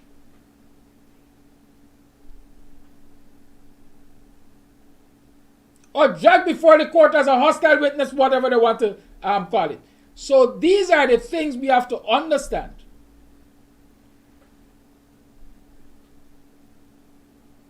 In this society of ours. And how we use the law is dependent on how far we are ready to go. And in some instances, our education. And in many instances, the advice we get from our legal counselors.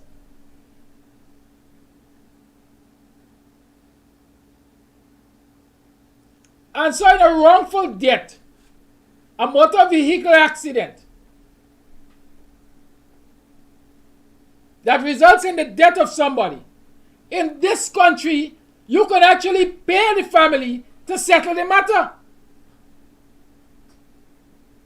You can pay the family to settle the matter and go before a JP, and the family signs a document and says, well, listen, we have agreed to compensation for the life of our relative, and that is it. And so in a case like that, the court has no other option, or at least that is what we're made to believe, or we're told. The court has no other option but to throw the matter, because nobody is offering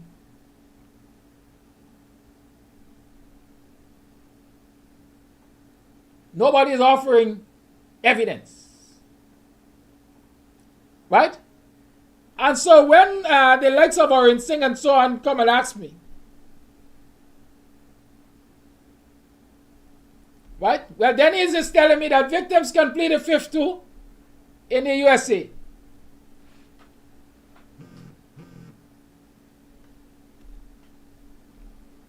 Good? But my understanding is the state has the right and the responsibility, I'm saying the responsibility, to pursue these criminal matters, despite what the victims say in terms of wanting to pursue them or not.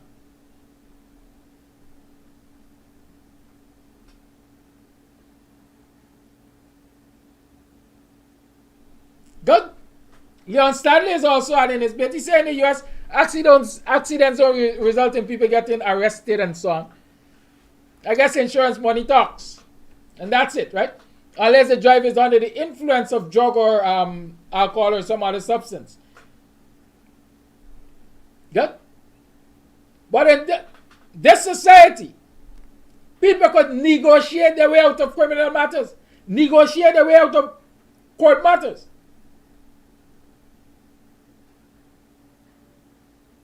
And it's accepted as legal. And so, for example, if I were to cause somebody's death by dangerous driving, whatever, and the opportunity is there for me to make an arrangement with the family,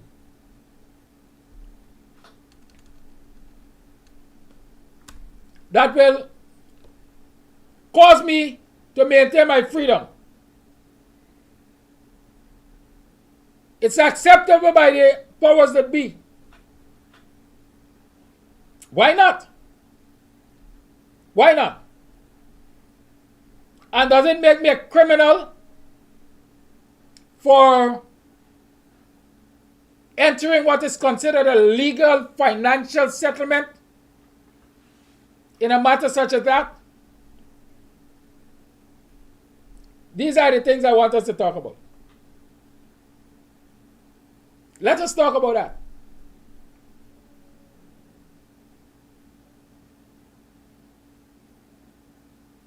We're not just saying vehicle manslaughter has no negotiation in the state. The state handled that to the end in the USA. No deal. No deal. Because it's a criminal matter. That is my opinion. After the criminal matter is finished, then we're going to talk about civil suit and compensation and so on. Good. So that's it with me and that for this morning. Nobody sent me the questions from Orin Singh or whatever his name was. I saw them earlier. Or was it on yesterday's program those questions were placed? But I saw them earlier because I was up early this morning seeing that. Right? If you want people to be held accountable,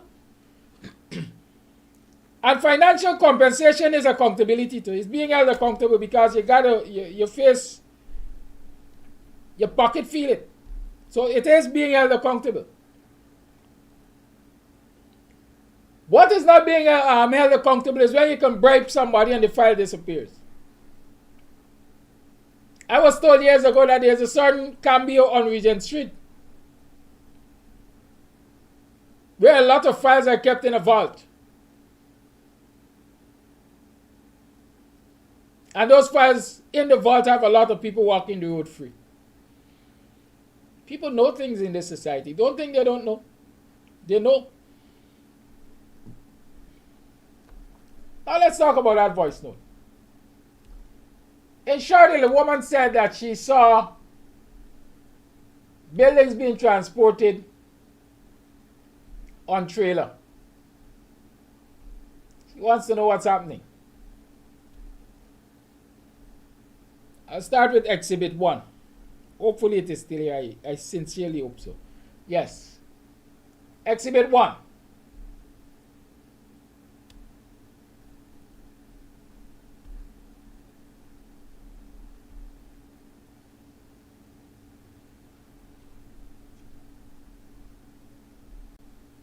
of Legal Affairs Anil Nandlal has been working with residents in the Annandale squatting areas to Attorney General and Minister of Legal Affairs Anil Nandlal has been working with residents in the Annandale squatting areas to have them regularized. President Irfan Ali made an impromptu visit on Friday. Let us all agree this is unacceptable.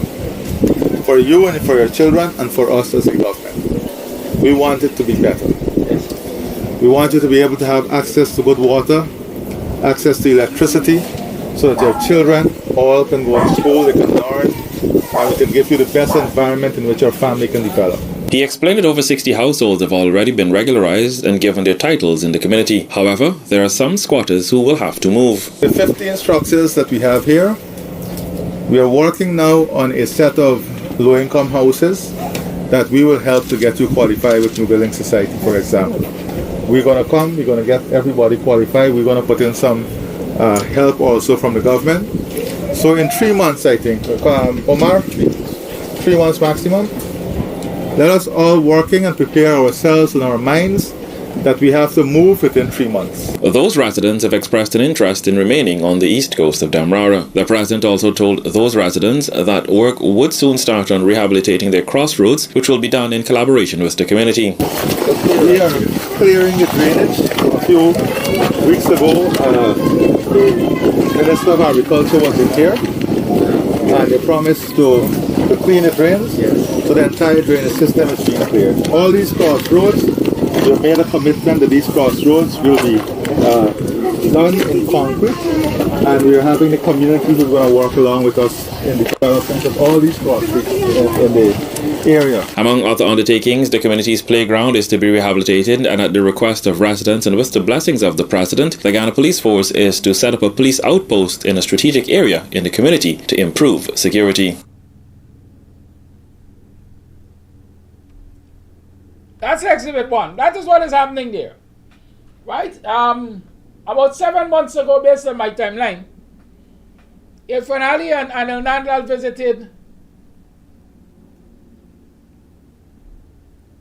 Annandale North.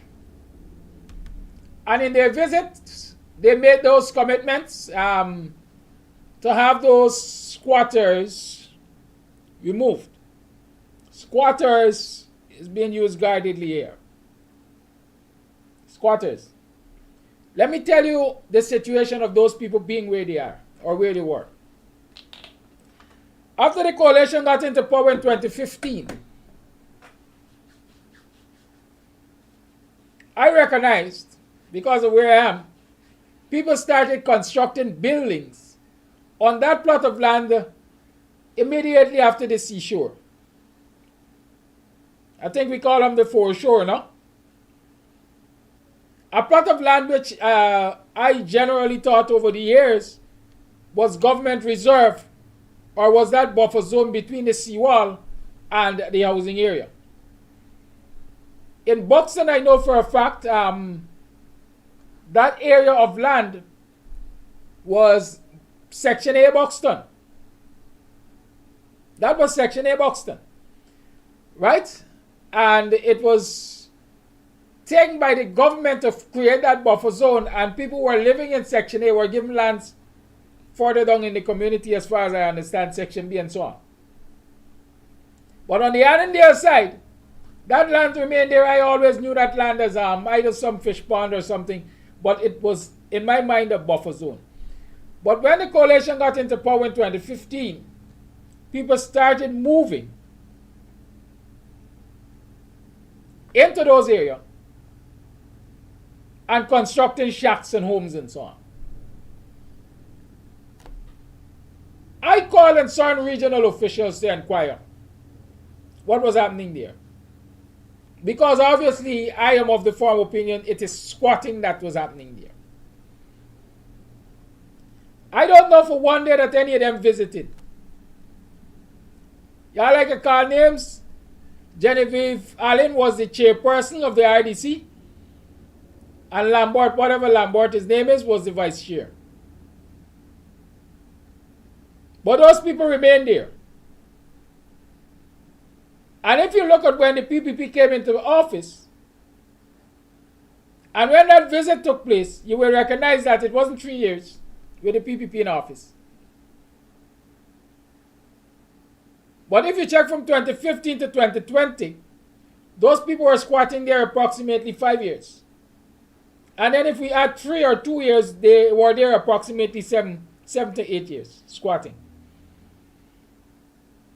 Anil and Ali came and they promised them, they said, you all can't stay here because squatting is not permitted here. We are going to move you within 3 months. If you listen to the video, you will hear the commitments that were made. We are going to put you in housing schemes. We are going to get the bank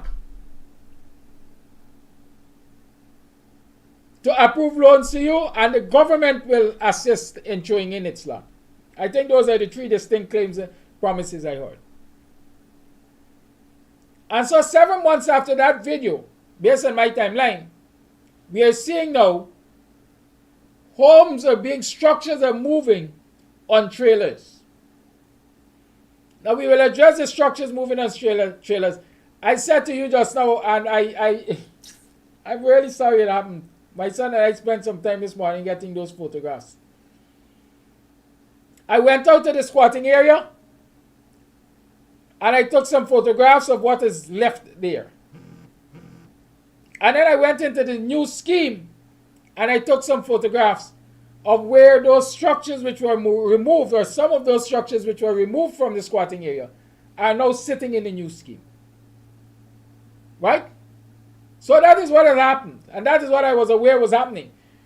The squatting structures were being moved from the seashore here to the scheme, wherever the residents were allocated lands as low-income land and perhaps middle-income land. The first thing that came to my mind is, has this happened, or was this allowed to happen in any other housing schemes? Have you ever seen people allowed to move their homes from where they were into the government schemes, whether low income or middle income? I have never seen it. I've never heard of it. So I'm asking if it has happened before, or if it is the first time happening because the residents are from Annandale. I don't know. I'm asking. Good? That's all I'm asking. Because I like to interrogate this thing. Is this a national policy, or is it a policy for Annandale? Or communities favored by the likes of Ali and Nandaland? Is it? That's a question I'm asking. I would like to know. I would like somebody to educate me on that. The time frame with which this relocation happened, the time frame with which loans and so on were approved by banks for people to get low-income homes and so on, I must tell you, if everything could operate in this country with such efficiency, I would be a happy man.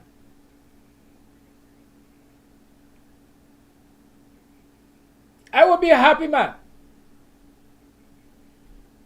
Yes, Asian is saying that they even promised them police protection, and I can tell you about that. Annandale North now has a police outpost just west of the Annandale Secondary School. So there's a police outpost just west of the Annandale Secondary School. But I would say less, I have never taken the measurements. But I would say less than 2 miles away is the Vigilance Police Station. The Vigilance Police Station is within walking distance of Annandale. But Ali and Nanda promised the people from Annandale that they were going to get a police outpost in their community. And so that police outpost is there. Again, I'm asking if that's normal. Is it normal for a police outpost to be established within walking distance of a police station? And again, I'm asking if Paul Slow is on the live, let's talk. Help me out here. Because I see these things as outside the norm. I see them as outside the norm. As a matter of fact, the person who sent the voice note must have recognized something outside of the norm to cause her to send it. So I'm giving you the facts on these observations, these things. I went into the housing scheme. No, I don't play. I went into that housing scheme months ago to see what was taking place. And I did discuss with you, but I can't remember showing you the video of what the people are getting for $5 million. And I spoke about the wickedness of this government to poor people in general. Because this low-income home is $5 million. That's what it charges. My understanding from talking to somebody who's worked on the project is that the contractor spent $2.5 million to get it done. So the man has doubled his money.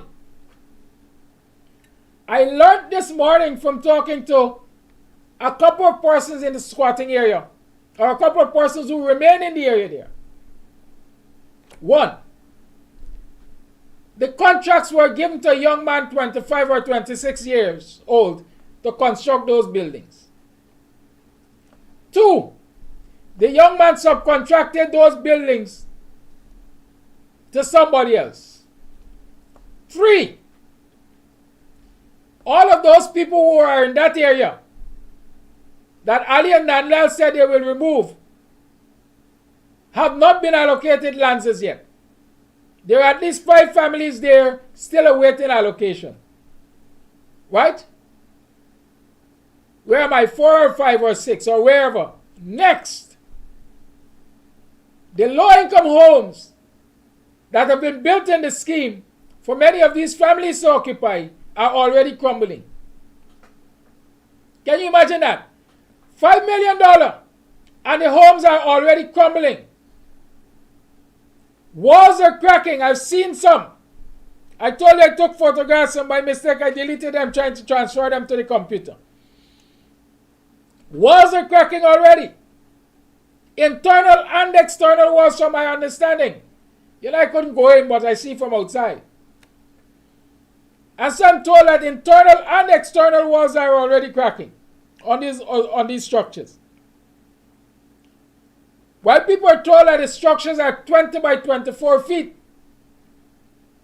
in actuality, they are 16 feet by 20 feet with an 8-foot projection for toilet and bath. 8 by 6 projection for toilet and bath. And so it is deceptive marketing. But I have a video to show you. Look at the video. I have some descriptions in it also. I know I was speaking. I can't remember what I was saying, but listen and look. Yes, 5 million. Low income home is 5 million. So this is the toilet and bath. Home floor plan. Toilet and bath. Kitchen. Single sink. Living room.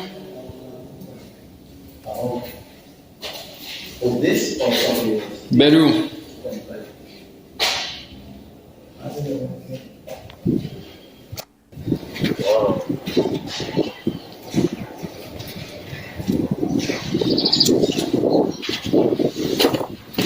This is my backyard.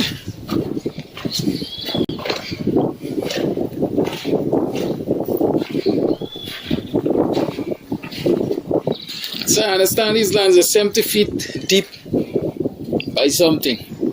What is something? I ain't sure, it must be a 40.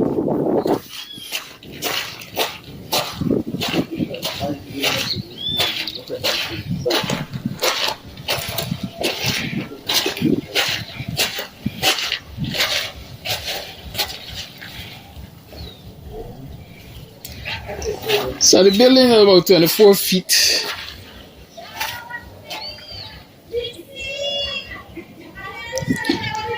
So this is the back. If you look at the back, I got a black tank, septic tank,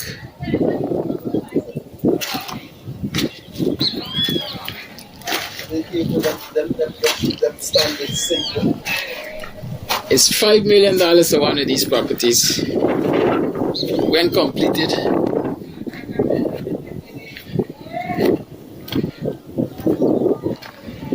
$5 million. Approximately, and hey, I miscalculate. Because while I check the back of the building to be 24 feet approximately, the building is done in a L shape. So the projection that takes it to 24 feet is where the toilet and bath is. So the building is really, if I calculate, I go measure it. I measure it with my foot, right? So y'all don't blame me. These are not exact measurements. Right? So we have 1, 2, 3, 4, 5, 6, 7. Like I calculated, I suspected. 7 and 17. Right? So the toilet and bath is a 7-foot extension, approximately 7-foot extension. Let me show you so you could see. That's the toilet and bath there. The extension. All right, there you have it. This is the shape of the building. Right, that's the shape of the building. So you have a 7-feet extension for toilet and bath. The building itself, therefore, or the other section of the building is about 17 feet. Even if we say 18, right? That now is divided down the middle. So your bedroom is 8 feet wide. And it is 8 feet. It is 8 feet in depth also. So your bedrooms, based on what I measured when I checked one of these, your bedrooms are 8 by 8. So you got some 64 square foot bedroom. How does one fit beds in a 64 square foot bedroom? Right? 1, 2, 3, 4, 5.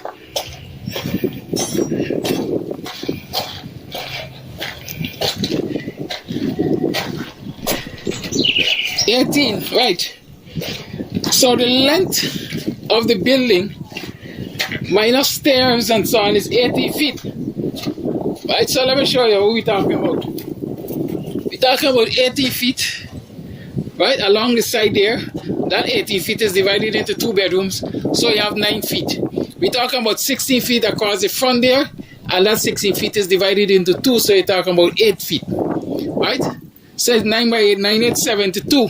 So your bedroom is 72 square foot. Good? The remaining 72 square foot is divided into a living room and a dining area. That is what they have you living in. That is what they're selling people. That's $5 million, you know. Right? $5 million. Now, fortunately, lot 1297 is fenced, so we can have a good look. Look at the length of the land. I understand it's about 70 feet. And look at the width of the land. Right? 10, 20, 30, 40, 50, about 50 feet. So it's perhaps 70 by 50. And that's a property sitting on it there. Right? The property, like I said, is about 16 by 18 or something like that. 16 by 18. With an extension of 7 feet for toilet and bath. That is $5 million. There's the low-income homes. And this is at the back of Annandale, in case you don't know where I am. Right? This is at the back of Annandale. Nicely colored and so, you know, they will catch your eyes. But when you examine them, that is what they're giving poor people to live in.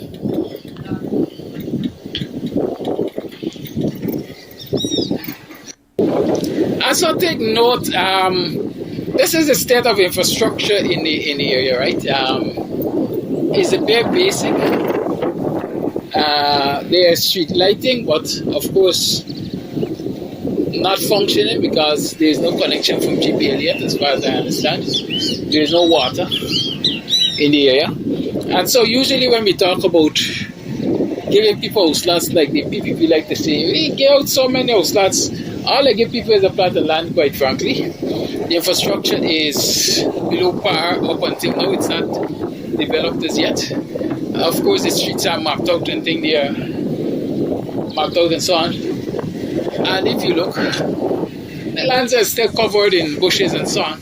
But people are now doing their own cleaning, right? At 201, this looks like 209. This is the D. Sullivan. You can see what's the state of the land. It's swamped, right? If you look at it, it's almost swamped down the middle there. But people are cleaning and people are occupying. Of course, construction is taking place. Look there. Construction is taking place. A lot of the buildings I've seen have gone far away. But like I say, look, very basic infrastructure. Lot 210 is emphasized. Look, emphasized.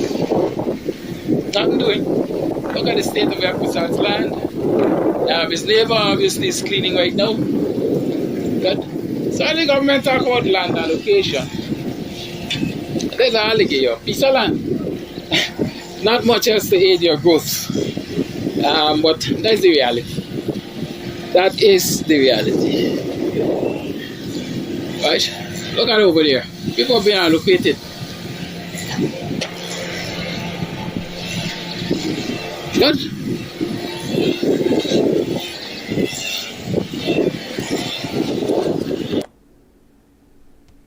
Good. That's a short video I shot some time ago to show you what was happening over there in that low-income scheme, as they call it. There's some things I want to share with you before I move on. One, we keep hearing that this thing costs $5 million. That is what the sellers will collect, $5 million. But when you take a bank loan, you have to pay interest at a compound rate. In many instances, on a reducing balance. I know if Randy Singh and the others are going to understand that, but I hope you understand what I'm saying. If it's 10% per annum, it's on a compounded rate.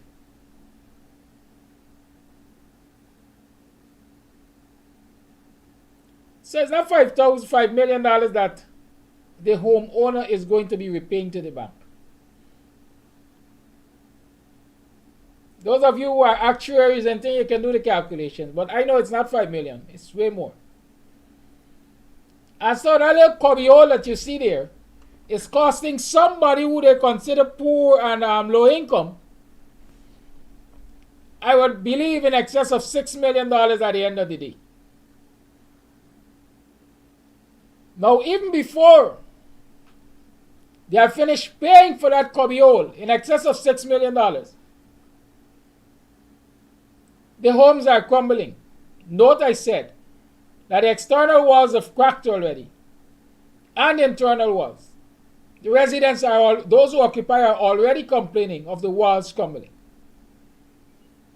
So you ain't even finished paying, based on when this allocation happened, you ain't even finished paying the bank for a year yet.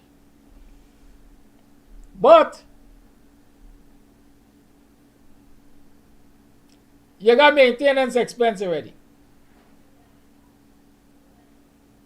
And just in case you all want to believe that,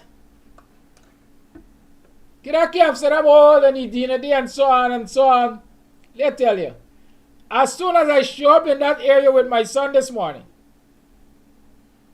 first thing you observe, he said they couldn't build these homes off the land. They couldn't build them higher off the ground. Because as you would see in the video, these structures are very close to the ground. The floors are very close to the ground and the land is swamped. The floors are not above the flood level. I dare argue that.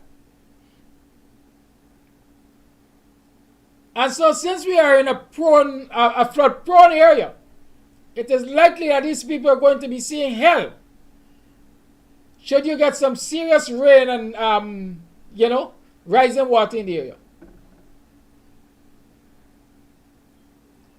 Randy Singh or in Singh or something was asking just now, what has the APNU AFC done?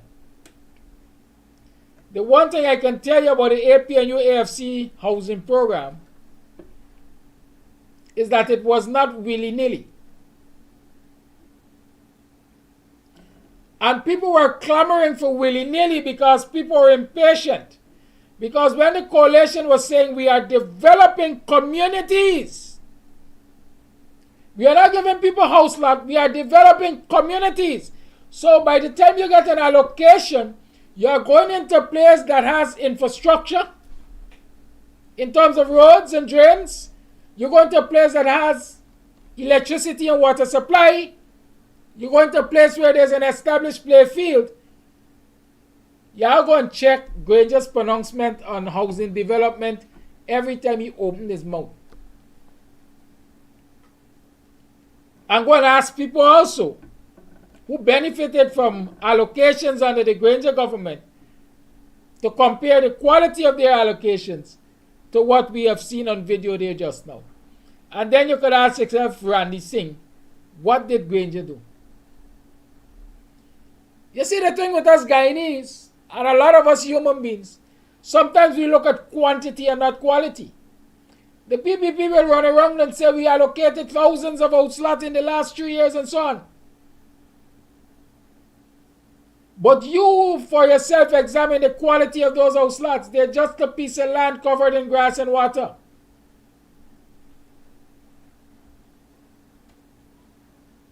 Compared to the Granger administration that might say we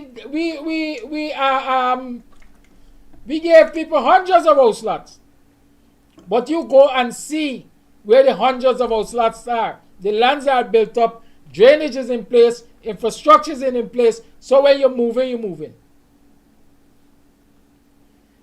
And the Granger administration took that approach to housing development because they were cognizant of the fact that the way the PPP did it left a whole lot of burden on housing, on poor people to develop those lands. Because people will tell you, and some of you on this live will tell us, that some people had to buy 10 and 20 and 30 and 40 truckloads of earth and sand to build up lands that were allocated to them under the PPP as house lots. And so that was an additional burden.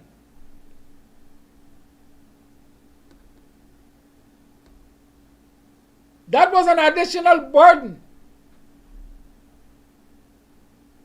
on the client, on the homeowner, on the low-income person. Good? So those are the realities that those people have to deal with. Those are the realities we have to recognize. And again, you always ask me why I like focus on Randy Singh and the others, because in short, I'm speaking to the government through them. There's no consideration for the poor. Unless you're connected, there's no consideration for you. A lot of people make this argument, it's better than nothing. For $7 million,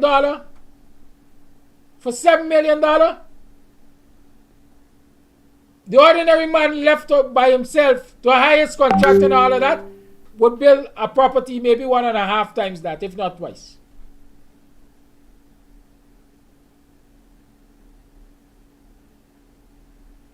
So I don't understand how some people live with a conscience when they come and defend stuff like this.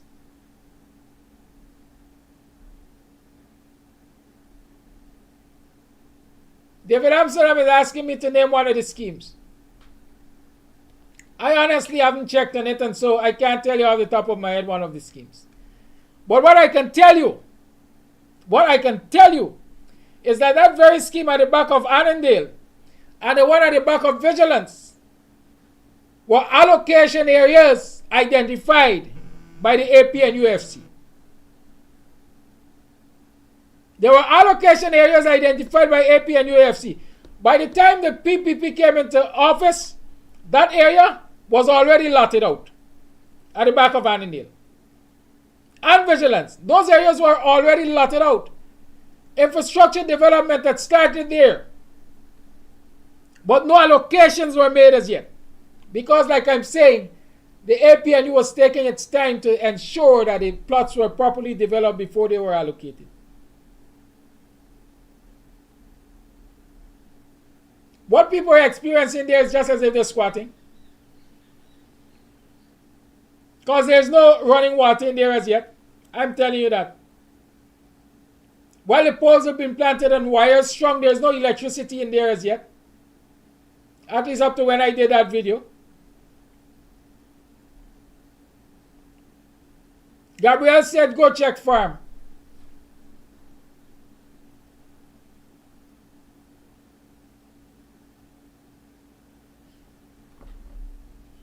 I like some of y'all.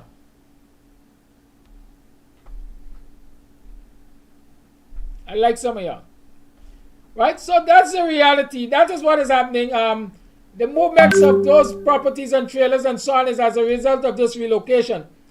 But one of the things we have to continue to look at, and I'm keeping my eyes out, they say slow to speak. But while we are hearing that these folks were asked to move or instructed to move because they're squatting, word on the ground, it is whispered, it is rumored that that whole stretch of land there is either sold or leased to ExxonMobil. For whatever reason, I don't know.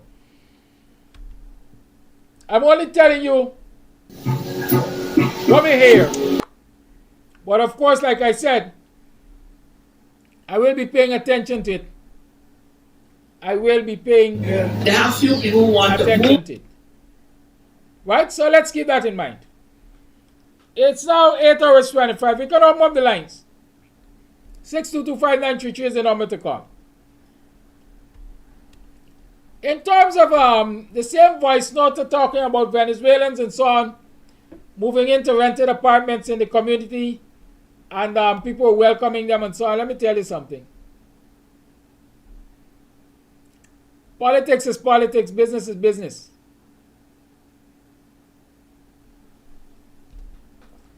Politics is politics, business is business.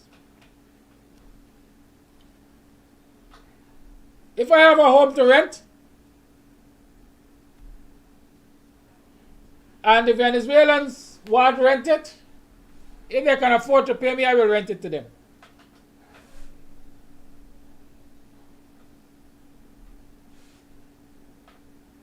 Right?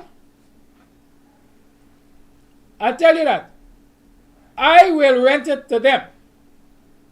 Because in the first place, if the government that is responsible for national security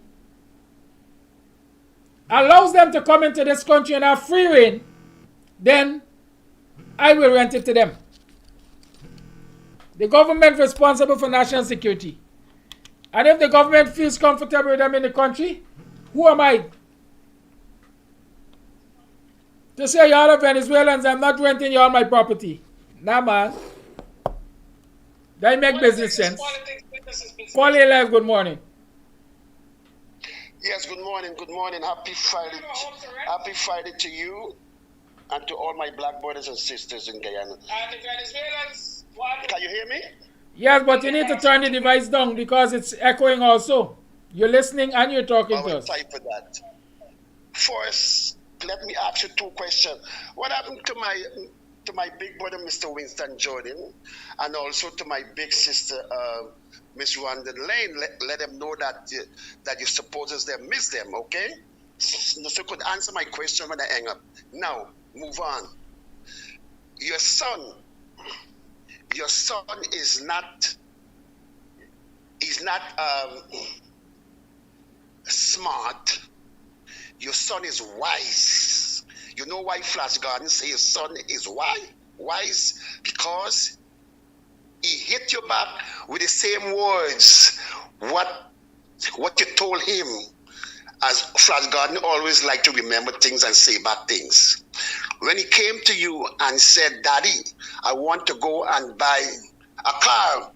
You said, son, stick a pin. You go and buy a car. That same money could go and look for land and buy a piece of land and start for bill. Because you're teaching him, don't look what daddy have. Daddy provides for his family. You have to provide for your family. So when he entered to that scheme, he could acknowledge and he could use the same word to you. Daddy, stick a penny. Why they build this house there so low? And them no Guyana always flood and sea level. And when we fall couple morning, we're going to get what go happen to these people them and them children when we fall. That is a wise young man. I want to say this too. Give me a couple more minutes. With this judge story, the PPP government always using judge and always get something on them head. They will promote them to judge, but not now. Maybe till next year end or commandant election. When them know they're going to lose election, then they go promote them because they want to rule in them favor when I'm outside. I'm speaking what Flash God know and see what happened. 2015, when I was in Guyana, them give that judge, what's his name, McLean, promotion when he was nailed to come out of office. And McLean, if it's not McLean, I would be glad if you could tell me that is who was the man with 19 charge when they did not even take $1 bail money from him. Them let him walk out free without no bail with 19 charge. But them arrest and harass our black brother Wyndon Jordan and give him $3 million bail. What he did do nothing wrong. I love to remember things and talk things.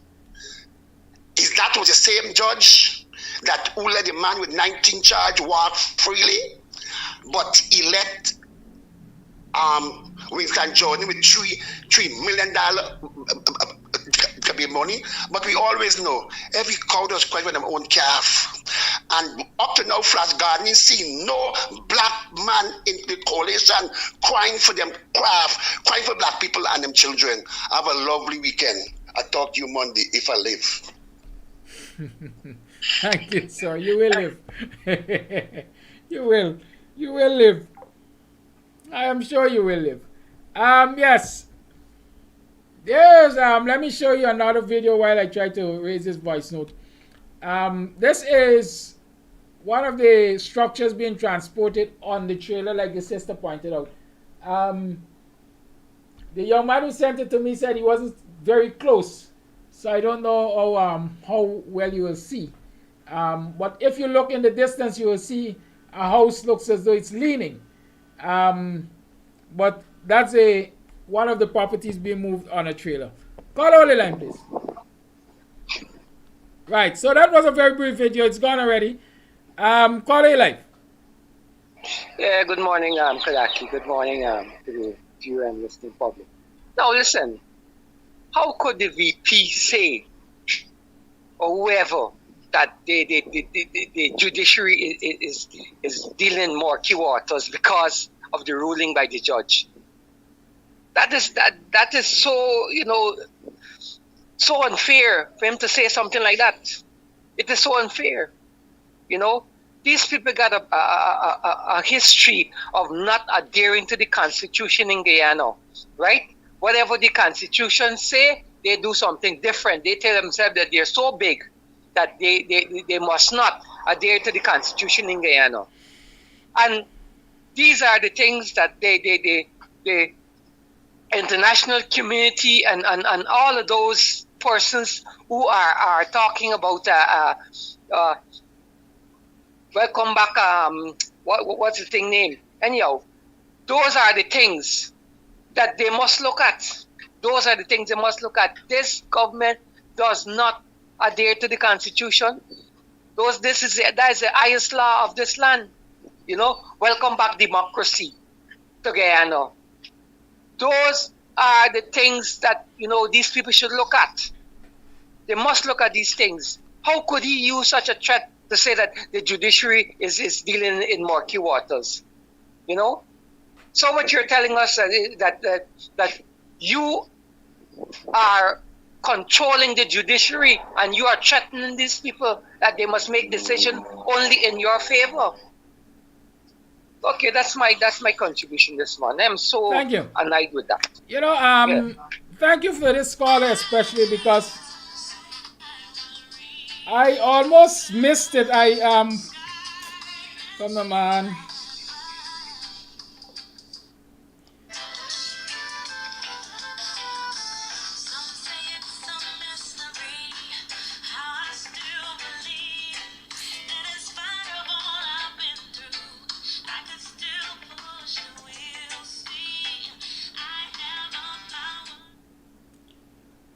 Yeah, sorry. I was saying yesterday I started to talk to you about that particular matter.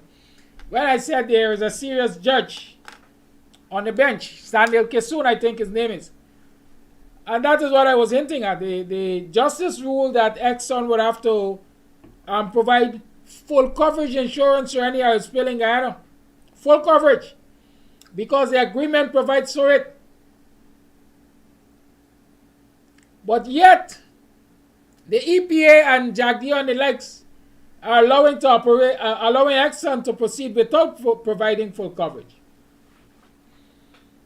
And so with that ruling now, JAGDEO, in his usual foolishness, quite frankly, was bold enough to say they are going to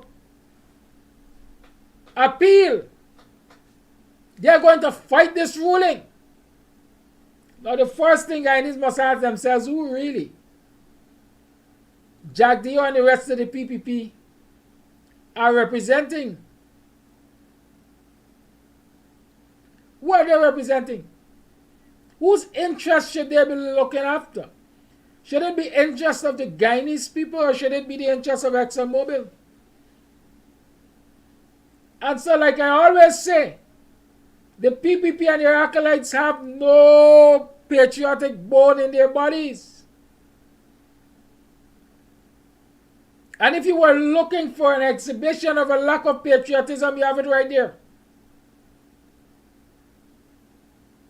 In other countries, I think the streets would have been full with protesters, chanting them out of office. Chanting them out of office. Because it is good for Guyana to get full coverage, spill insurance, let me call it that.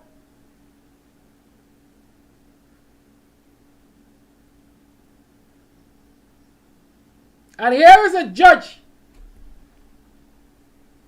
having been asked to preside over a matter taken by concerned citizens to the court, ruling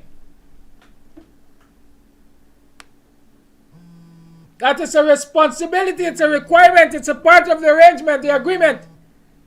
And the people who are supposed to be governing for the people, by the people, are saying that they will challenge that ruling in court. Whose interests are they really representing? Whose? What else Guyanese would like to see?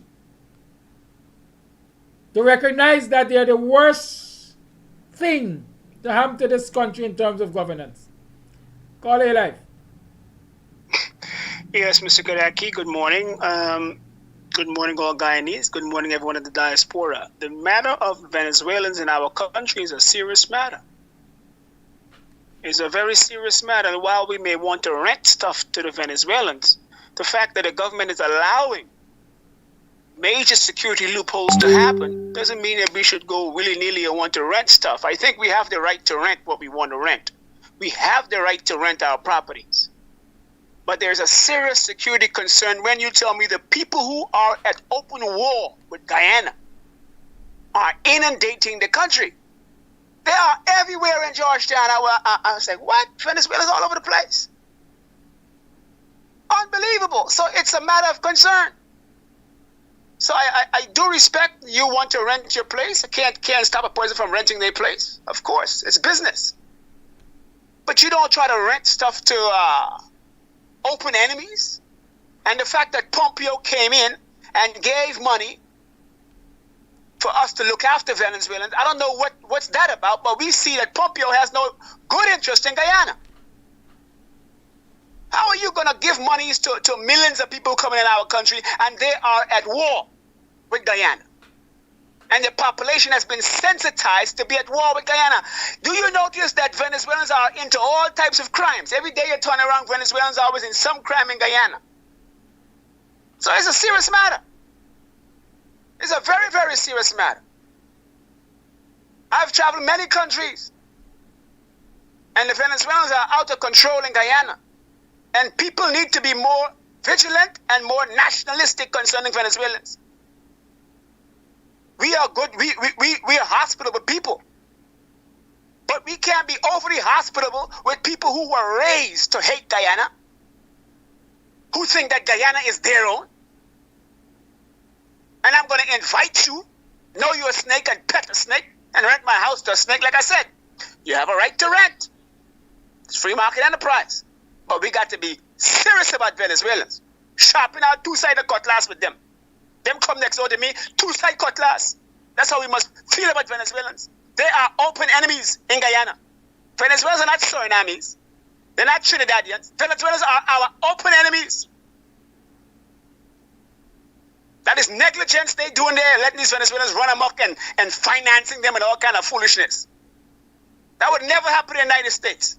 Never. Never happen in no other country. I don't know what policy that is. Anyway, I'm glad the brother raised the case about this issue here. Jack Deere complaining that he will appeal the issue. Well, you know what we can do. And you see, this is why I keep pushing for a legal defense fund. But patriotism needs to be cultivated in Guyana. Patriotism needs to be cultivated in Guyana more. And if we had more patriotism, not like Venezuelans be running around the place. There's a lot of things why Venezuelans run around the place in Guyana. There's a lot of things. It's symptomatic to a lot of other problems, deeper problems.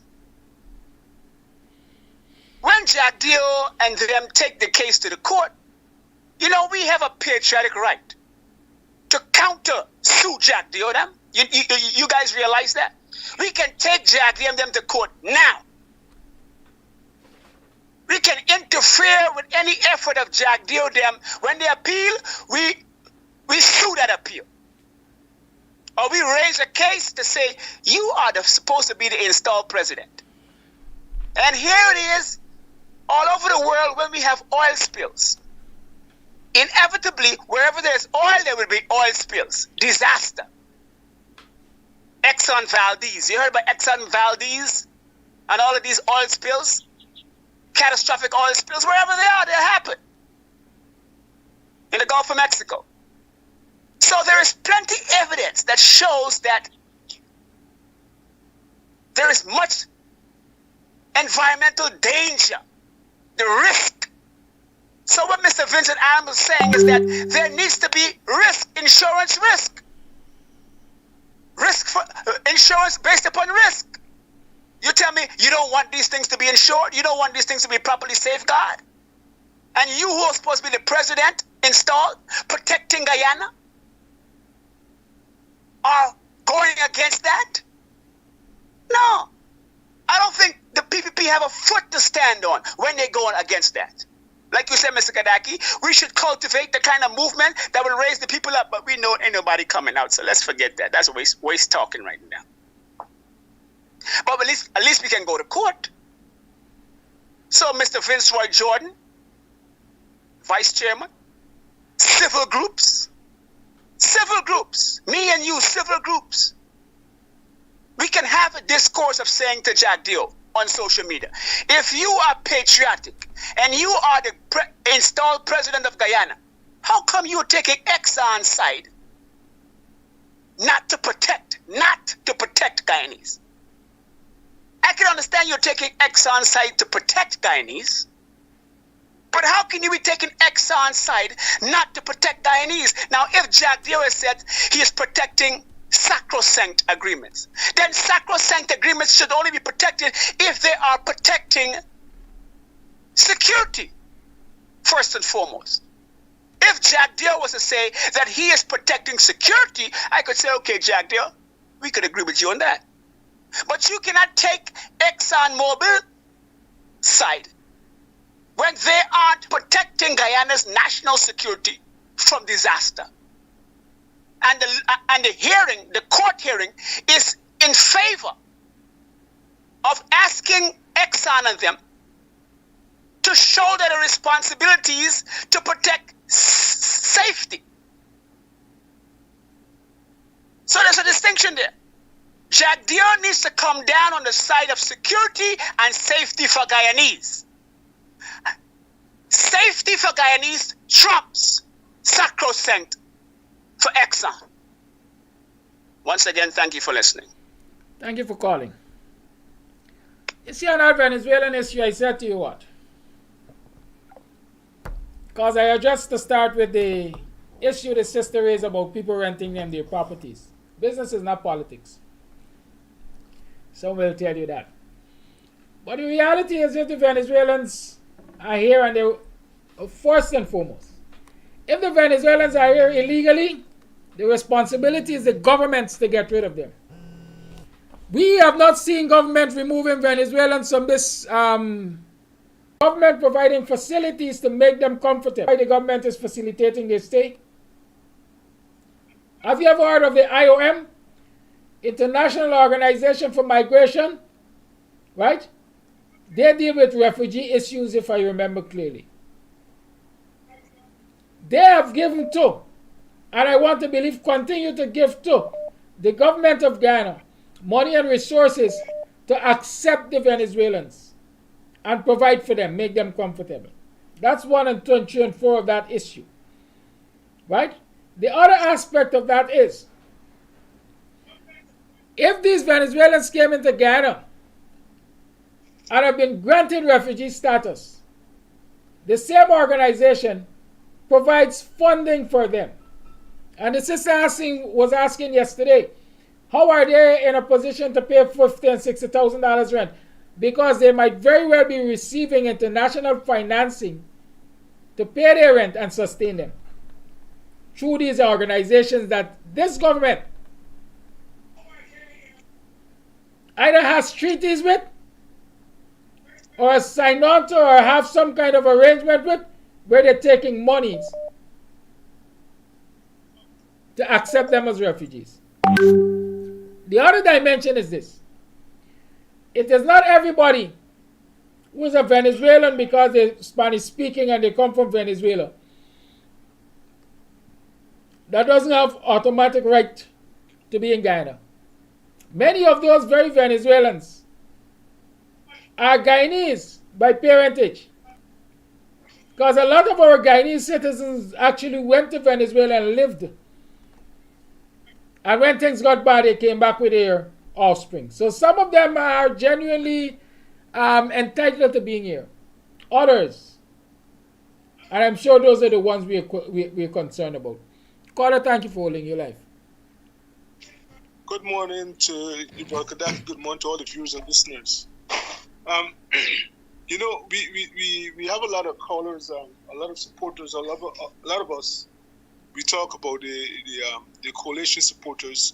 We wonder sometimes, especially people in diaspora, we wonder sometimes if they're docile or they're really soft or they're just subjective or whatever. But when we say that, we have to talk about, let's look at the PAP supporters. You know, with this last ruling that was handed down by this judge in regards to insurance for possible disaster by ExxonMobil, what I'm saying is that the PAP supporters, I wouldn't want to say that they're docile.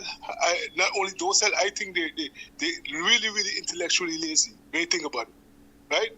Because why would you want to support a party that has decided to do everything against your interest when they're supposed to be representing you just because of they want to represent someone else who's paying them a fatter, giving them a bigger bag, as we may say, right? So I don't know if they understand, if the PP supporter, if they understand what an oil spill is. That's a major environmental disaster. The Exxon violence that one of your callers mentioned prior, that area in the Gulf of Mexico, they're still feeling the negative environmental effect from back then, and that was since I think it's the 80s or something like that. That's nearly 30, 40 years ago. So these supporters of the PEP, they're not standing up. They're supposed to be standing up against the government because of what they're trying to do. What the Jaguars trying to appeal the judgment for something that is coming to protect you, protect his supporters. Or why are they still following them? So they are dumb. They are docile. You know, they're intellectually lazy. So I really do think I really do hope that some of them open their eyes and see what is going on. It's a major sellout, and when this government they're selling out everything, they're not selling it for their supporters. They sell it for a few of their chosen ones. They maybe 5 or 10%. So look out! It's upon you next, PAP supporters. The government is going to lay that big hammer on you next. Thank you. That's my time. Thank you for your call.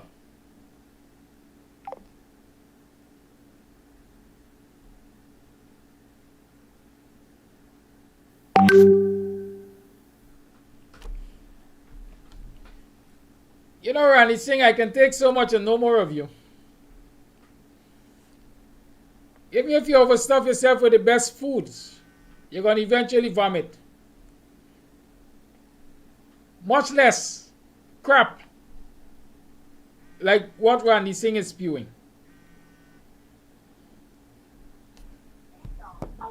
Call it life. Good morning, Brother Kadaki, and good morning to the rest of Guyana. I just called to noticeably, I'm recognizing that there's an absence of a normal contributor to Guyanese morning time, and I'm in awe to wonder as to what is her whereabouts and what if she's been up recently. Dennis. Yes, sir. Good morning. Let's show you all my face when I address this issue. Right? Pardon? Let's show you all my face when I address this issue. Y'all stop coming and beg Rwanda for calling this program. Nobody ain't begging Rwanda. You know what I'm saying? No, well. Good. Well, listen. This is what I'm saying, right? Whatever it is, I just know her to be a major contributor, and I'm concerned about her or not calling to the program, because you and I know that she contributes a lot and she has a lot of insights.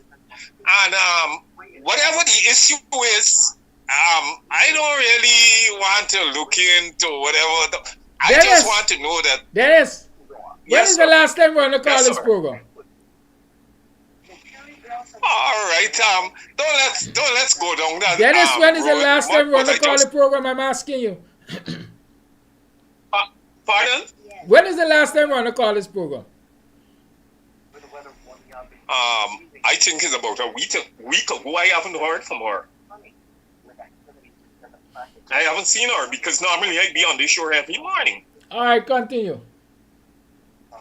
Yeah, so basically my contribution to the program this morning is to say, with particular on the Venezuelan issue, is that it's a very ticklish one. I mean, the Venezuelans are facing a lot of hardship in their homeland, Venezuela. But at the same time, we got to learn to we got to know to protect our interests. Whatever people keep saying and the contributor keep saying this morning, it is the Granger administration who are initiating bringing them into Guyana to settle. So I mean, give Jackie jacket. I mean, I won't support the PPP under no condition. You know my position, but it is Winston Felix and the Granger administration who initiated settling them in Guyana. I think one of the things they should have done, not give them citizen rights, allow them to stay until such time they could move on. So that's my contribution this morning. And have a nice rest of the day, everyone. Enjoy. Thank you for your call. I want to tell you something. You're welcome. Yeah. Old people say don't take shame and shake Kokobemana. Y'all might not know what I mean, or y'all might know what it means. Don't take shame and shake Kokobemana. There was a time when it was believed that Kokobe, you know what's Kokobe? Leprosy, if I remember clearly. There is the belief, or was the belief, that leprosy was infectious. That's the word. And so if you shake somebody's hand when they got leprosy, you're likely to get it too. And so old people used to say, don't take shame or pride and shake Kokobe man's hand. You don't want to offend him, so you shook his hand, knowing very well that you're going to get infected. That's the only thing I can use to explain the Guyanese and the Guyanese government that is foolishness. I don't care which treaty I sign. If I have a disagreement or fallout, I'm at war, whatever you want to say, with a neighboring country, their citizens going to see hell to come and reside in mine. Because like the Trojan horse, the horse of Troy, right now we could have a whole lot of military operatives. Not could, I am almost positive. The Venezuelan government got a whole lot of spies all across this land, masquerading as refugee or whatever you want to call them. That's how sensible governments behave. And so Venezuela could take over this country perhaps without even firing one mortar.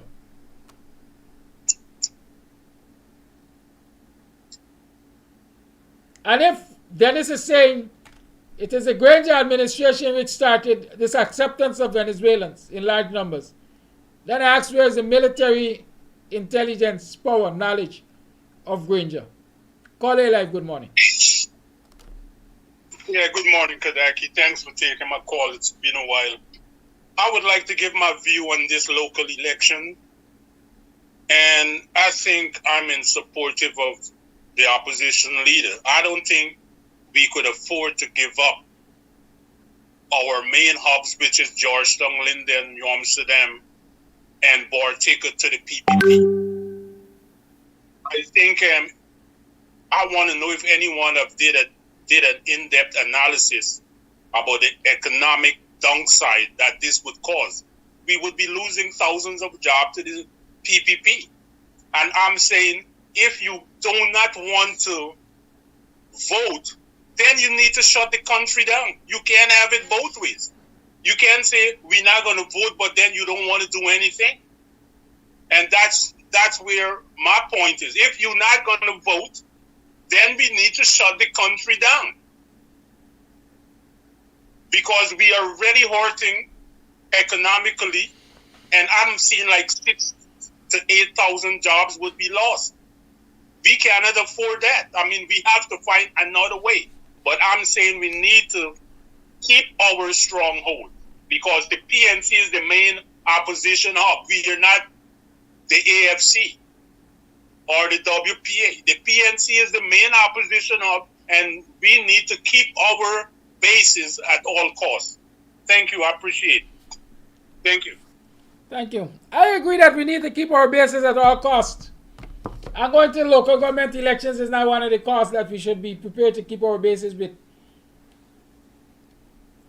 The cost we should be prepared to keep our bases with is ensuring that local government elections do not take place under the current arrangements at GCOM.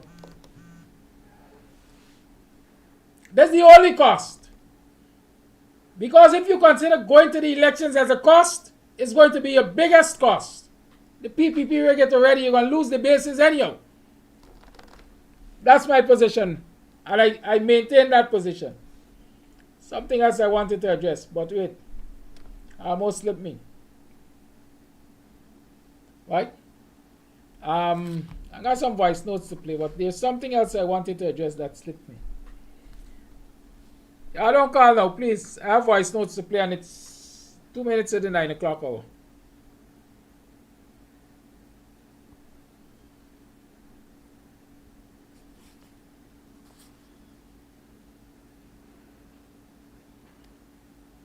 You know, a lot of Guyanese love slum, sorry.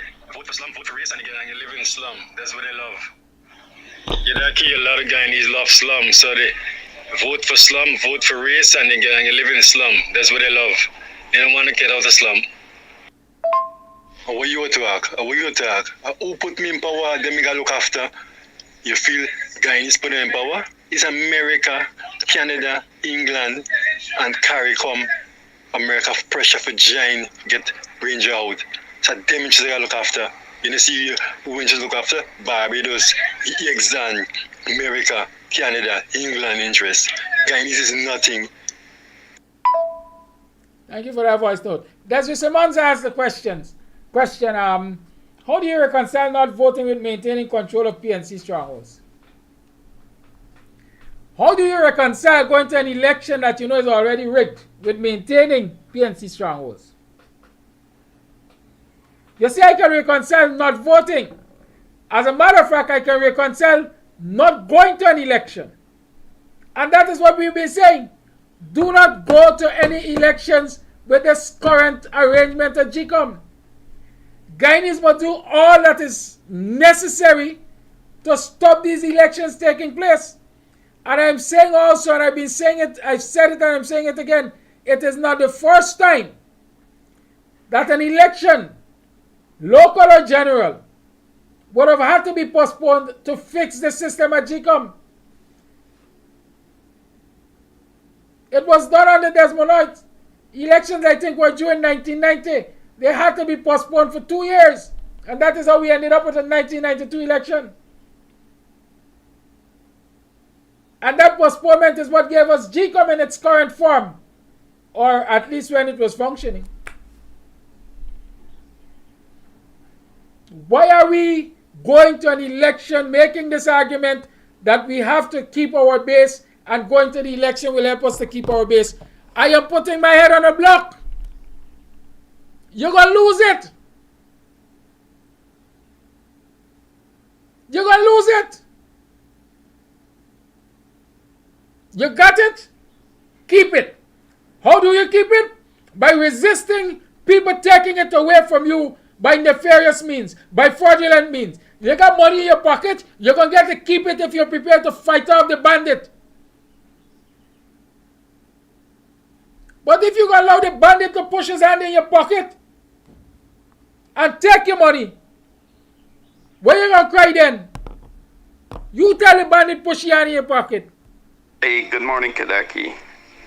If you take someone from nothing and put them into the government house, what do you expect? If you take a pig from the mud and put him in the government house, what do you expect?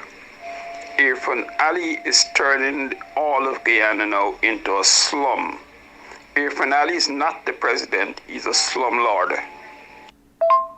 Good morning again, Kadaki. Sorry to double it, but I hear one of your callers talking about Exxon Valdez. Valdez is not in the Gulf of Mexico. Valdez is in Alaska. The Exxon Valdez and Captain Hazelwood, it was in the 80s. Valdez is in Alaska, not in the Gulf of Mexico.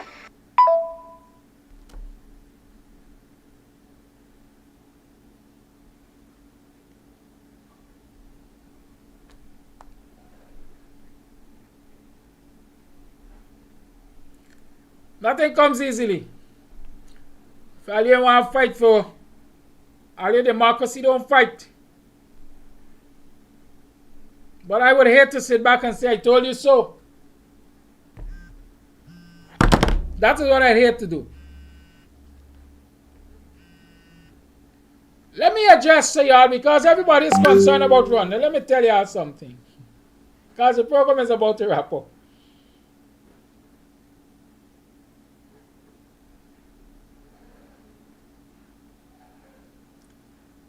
As far as I'm aware, nothing is wrong with Rwanda. Rwanda and I met on the protest line 2 Tuesdays ago. It was the same day I hung up the phone on her, or disconnected her call, or the same week. And she watched me and she sent me a you as not friend. I know Rwanda by now. It's not the first time I would have had to disconnect a call from Rwanda, and she stayed away from the program until, as we said, she pleased your mind. So y'all allow Rwanda to settle and please her mind. But the one thing I know, when I take certain actions against Rwanda, is to protect Rwanda from herself. It's love. So I'm not worried when Rwanda doesn't call this program. I'm not worried when she doesn't respond to my messages.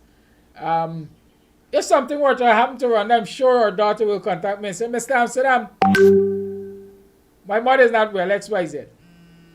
That is when I'll be concerned. Outside of that, I losing sleep over we calling this program. There are lots of other people who have not called the program. Y'all ask why they ain't calling the program? Eh? Y'all let Rwanda have her way. Good. Nobody don't come harassing me about not hearing from Rwanda, not seeing Rwanda. Rwanda's made a choice.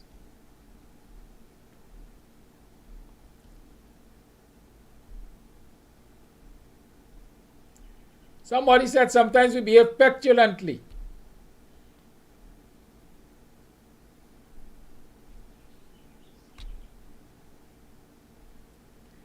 I got a voice note that he want to play. I didn't know why. Anyhow, happy arrival day. Did I say that? It is 5 minutes past the 9 o'clock hour.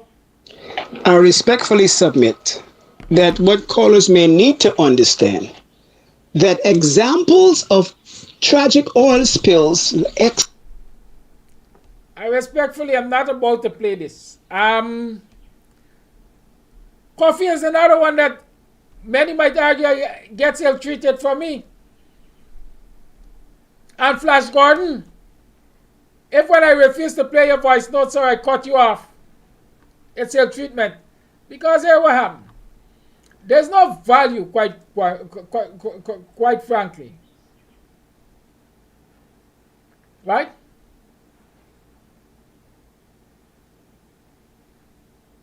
There's no value in callers toing and froing with each other. They're going to end up in a cuss out. They're going to end up in abuse out. That doesn't do anything for the value of the program nor our education, quite frankly. And so I try to avoid that. And it is the very thing, if I remember carefully, why I disconnected one in the morning. Right? It's the very reason why I disconnected that call from Rhonda. Because she was about to respond to somebody who was criticizing Guyanese for not going out and so on. Okay? We can't be at each other's throat, even if we have disagreements. I'm not going to sit here and allow it. Y'all want to abuse me.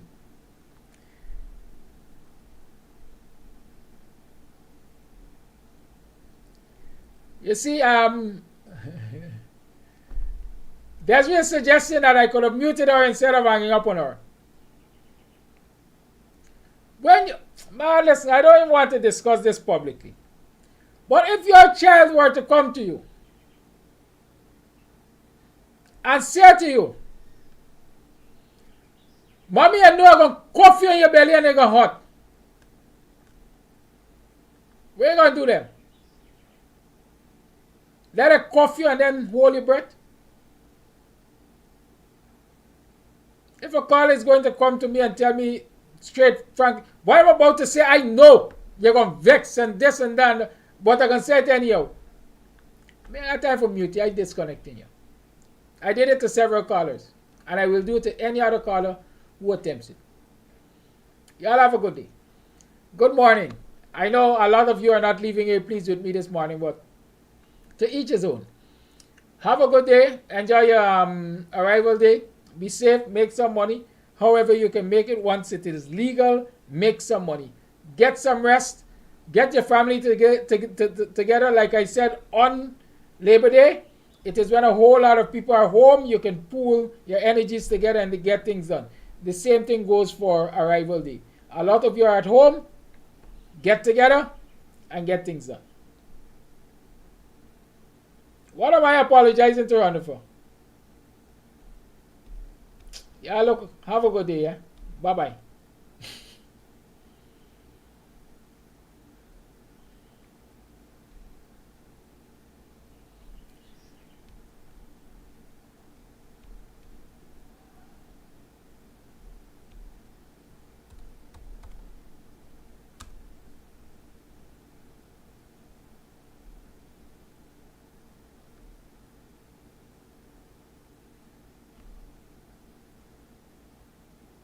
YouTube doesn't want to give us any music. Goodbye. Have a good day. Join Dr. Heinz tonight for Politics 101. Tomorrow is Saturday. Enjoy your weekend.